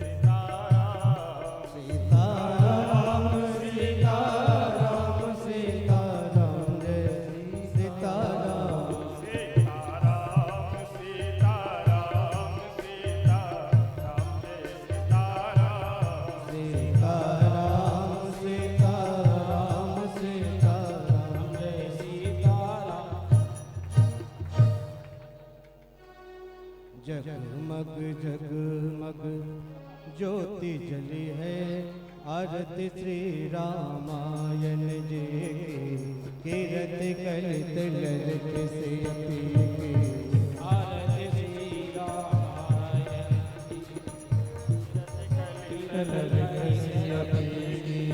आरती श्री रामायण जी की, कीरत कलित ललित से की। आरती श्री रामायण जी की, कीर्ति करत ललित सिया की। गावत वेद पुराण अष्टदश, कहो सवेश पुराण अष्टदश। जगो शास्त्र सब ग्रंथन को रस। शास्त्र सब ग्रंथन को रस। गावत वेद पुराण अष्टदश, गावत वेद पुराण अष्टदश। जगो शास्त्र सब ग्रंथन को रस। शास्त्र सब ग्रंथन को रस। मुनि जन धन संतन को सर्वस। धन संतन को सर्वस। सार अंश सम्मत सब ही, कीरत करत ललित सिया की। गावत ब्रह्मादिक मुनि नारद। गावत ब्रह्मादि मुनि नारद। वाल्मीकि विज्ञान विशारद। वाल्मीकि विज्ञान विशारद। सुख सनकादिशेष अनुसारद। सनकादिशेष अनुसारद। करनि पवन सुत कीरत जय हो। आरत श्री राम, कीरति करत ललित सिया की। गावत संतत शंभु भवानी। गावत संतत शंभु भवानी। अरुघट संभव मुनि विज्ञानी। अरुघट संभव मुनि विज्ञानी। व्यास आदि कवि बरज बखानी। आदि कवि बरज बखानी। बाग वसुंत गरुड़ के, आरती श्री रामायण जी की। कलिमल हरण विषय रस पीके। कलिमल हरण विषय रस पीकी। सुभग सिंगार मुक्ति जुवते के। सुभग सिंगार मुक्ति जुवती की। कलन रोग बाबूर अमे के। रोग भय मोरे अमी की। तात मात सब विधि तुलसी की। आरत श्री रामायण जी की, कीरत करत ललित सिया की। आरत श्री रामायण जी की, कीरत करत ललित सिया की। आरत श्री रामायण जी की, कीरत करत ललित सिया की। हरि ओम जले सीतिगणं पुष्पे देवादिवन्दनम् आरोग्ये आत्मादिवन्दनम् मंत्र पुष्पाञ्जलिम् ओम जदनेनायनामय जन्त देवास्तानि धर्माणि प्रथमान्य सन्नहते हनाकं महिमानः सचन्तत्र पूर्वे साध्याः शान्तिदेवा हरिः ओम एकदन्ताय विद्महे वक्रतुण्डाय धीमहि तन्नो दन्ति प्रचोदयात् हरिः ओम दशरथनन्दनाय विद्महे कौसल्यावताय धीमहि तन्नो श्रीरामा प्रचोदयात् हरिः ओम जनकात्मजायै च विद्महे रामप्रियायै च धीमहि तन्नो श्रीसीता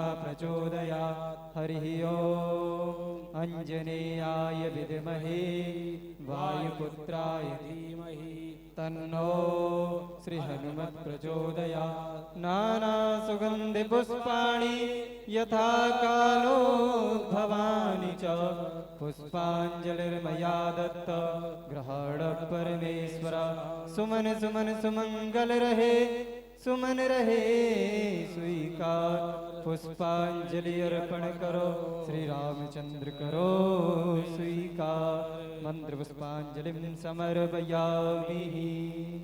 श्री सीताराम नाम भगवान की जय हो। श्री अयोध्या धाम की जय हो। श्री सरयू मैया की जय हो।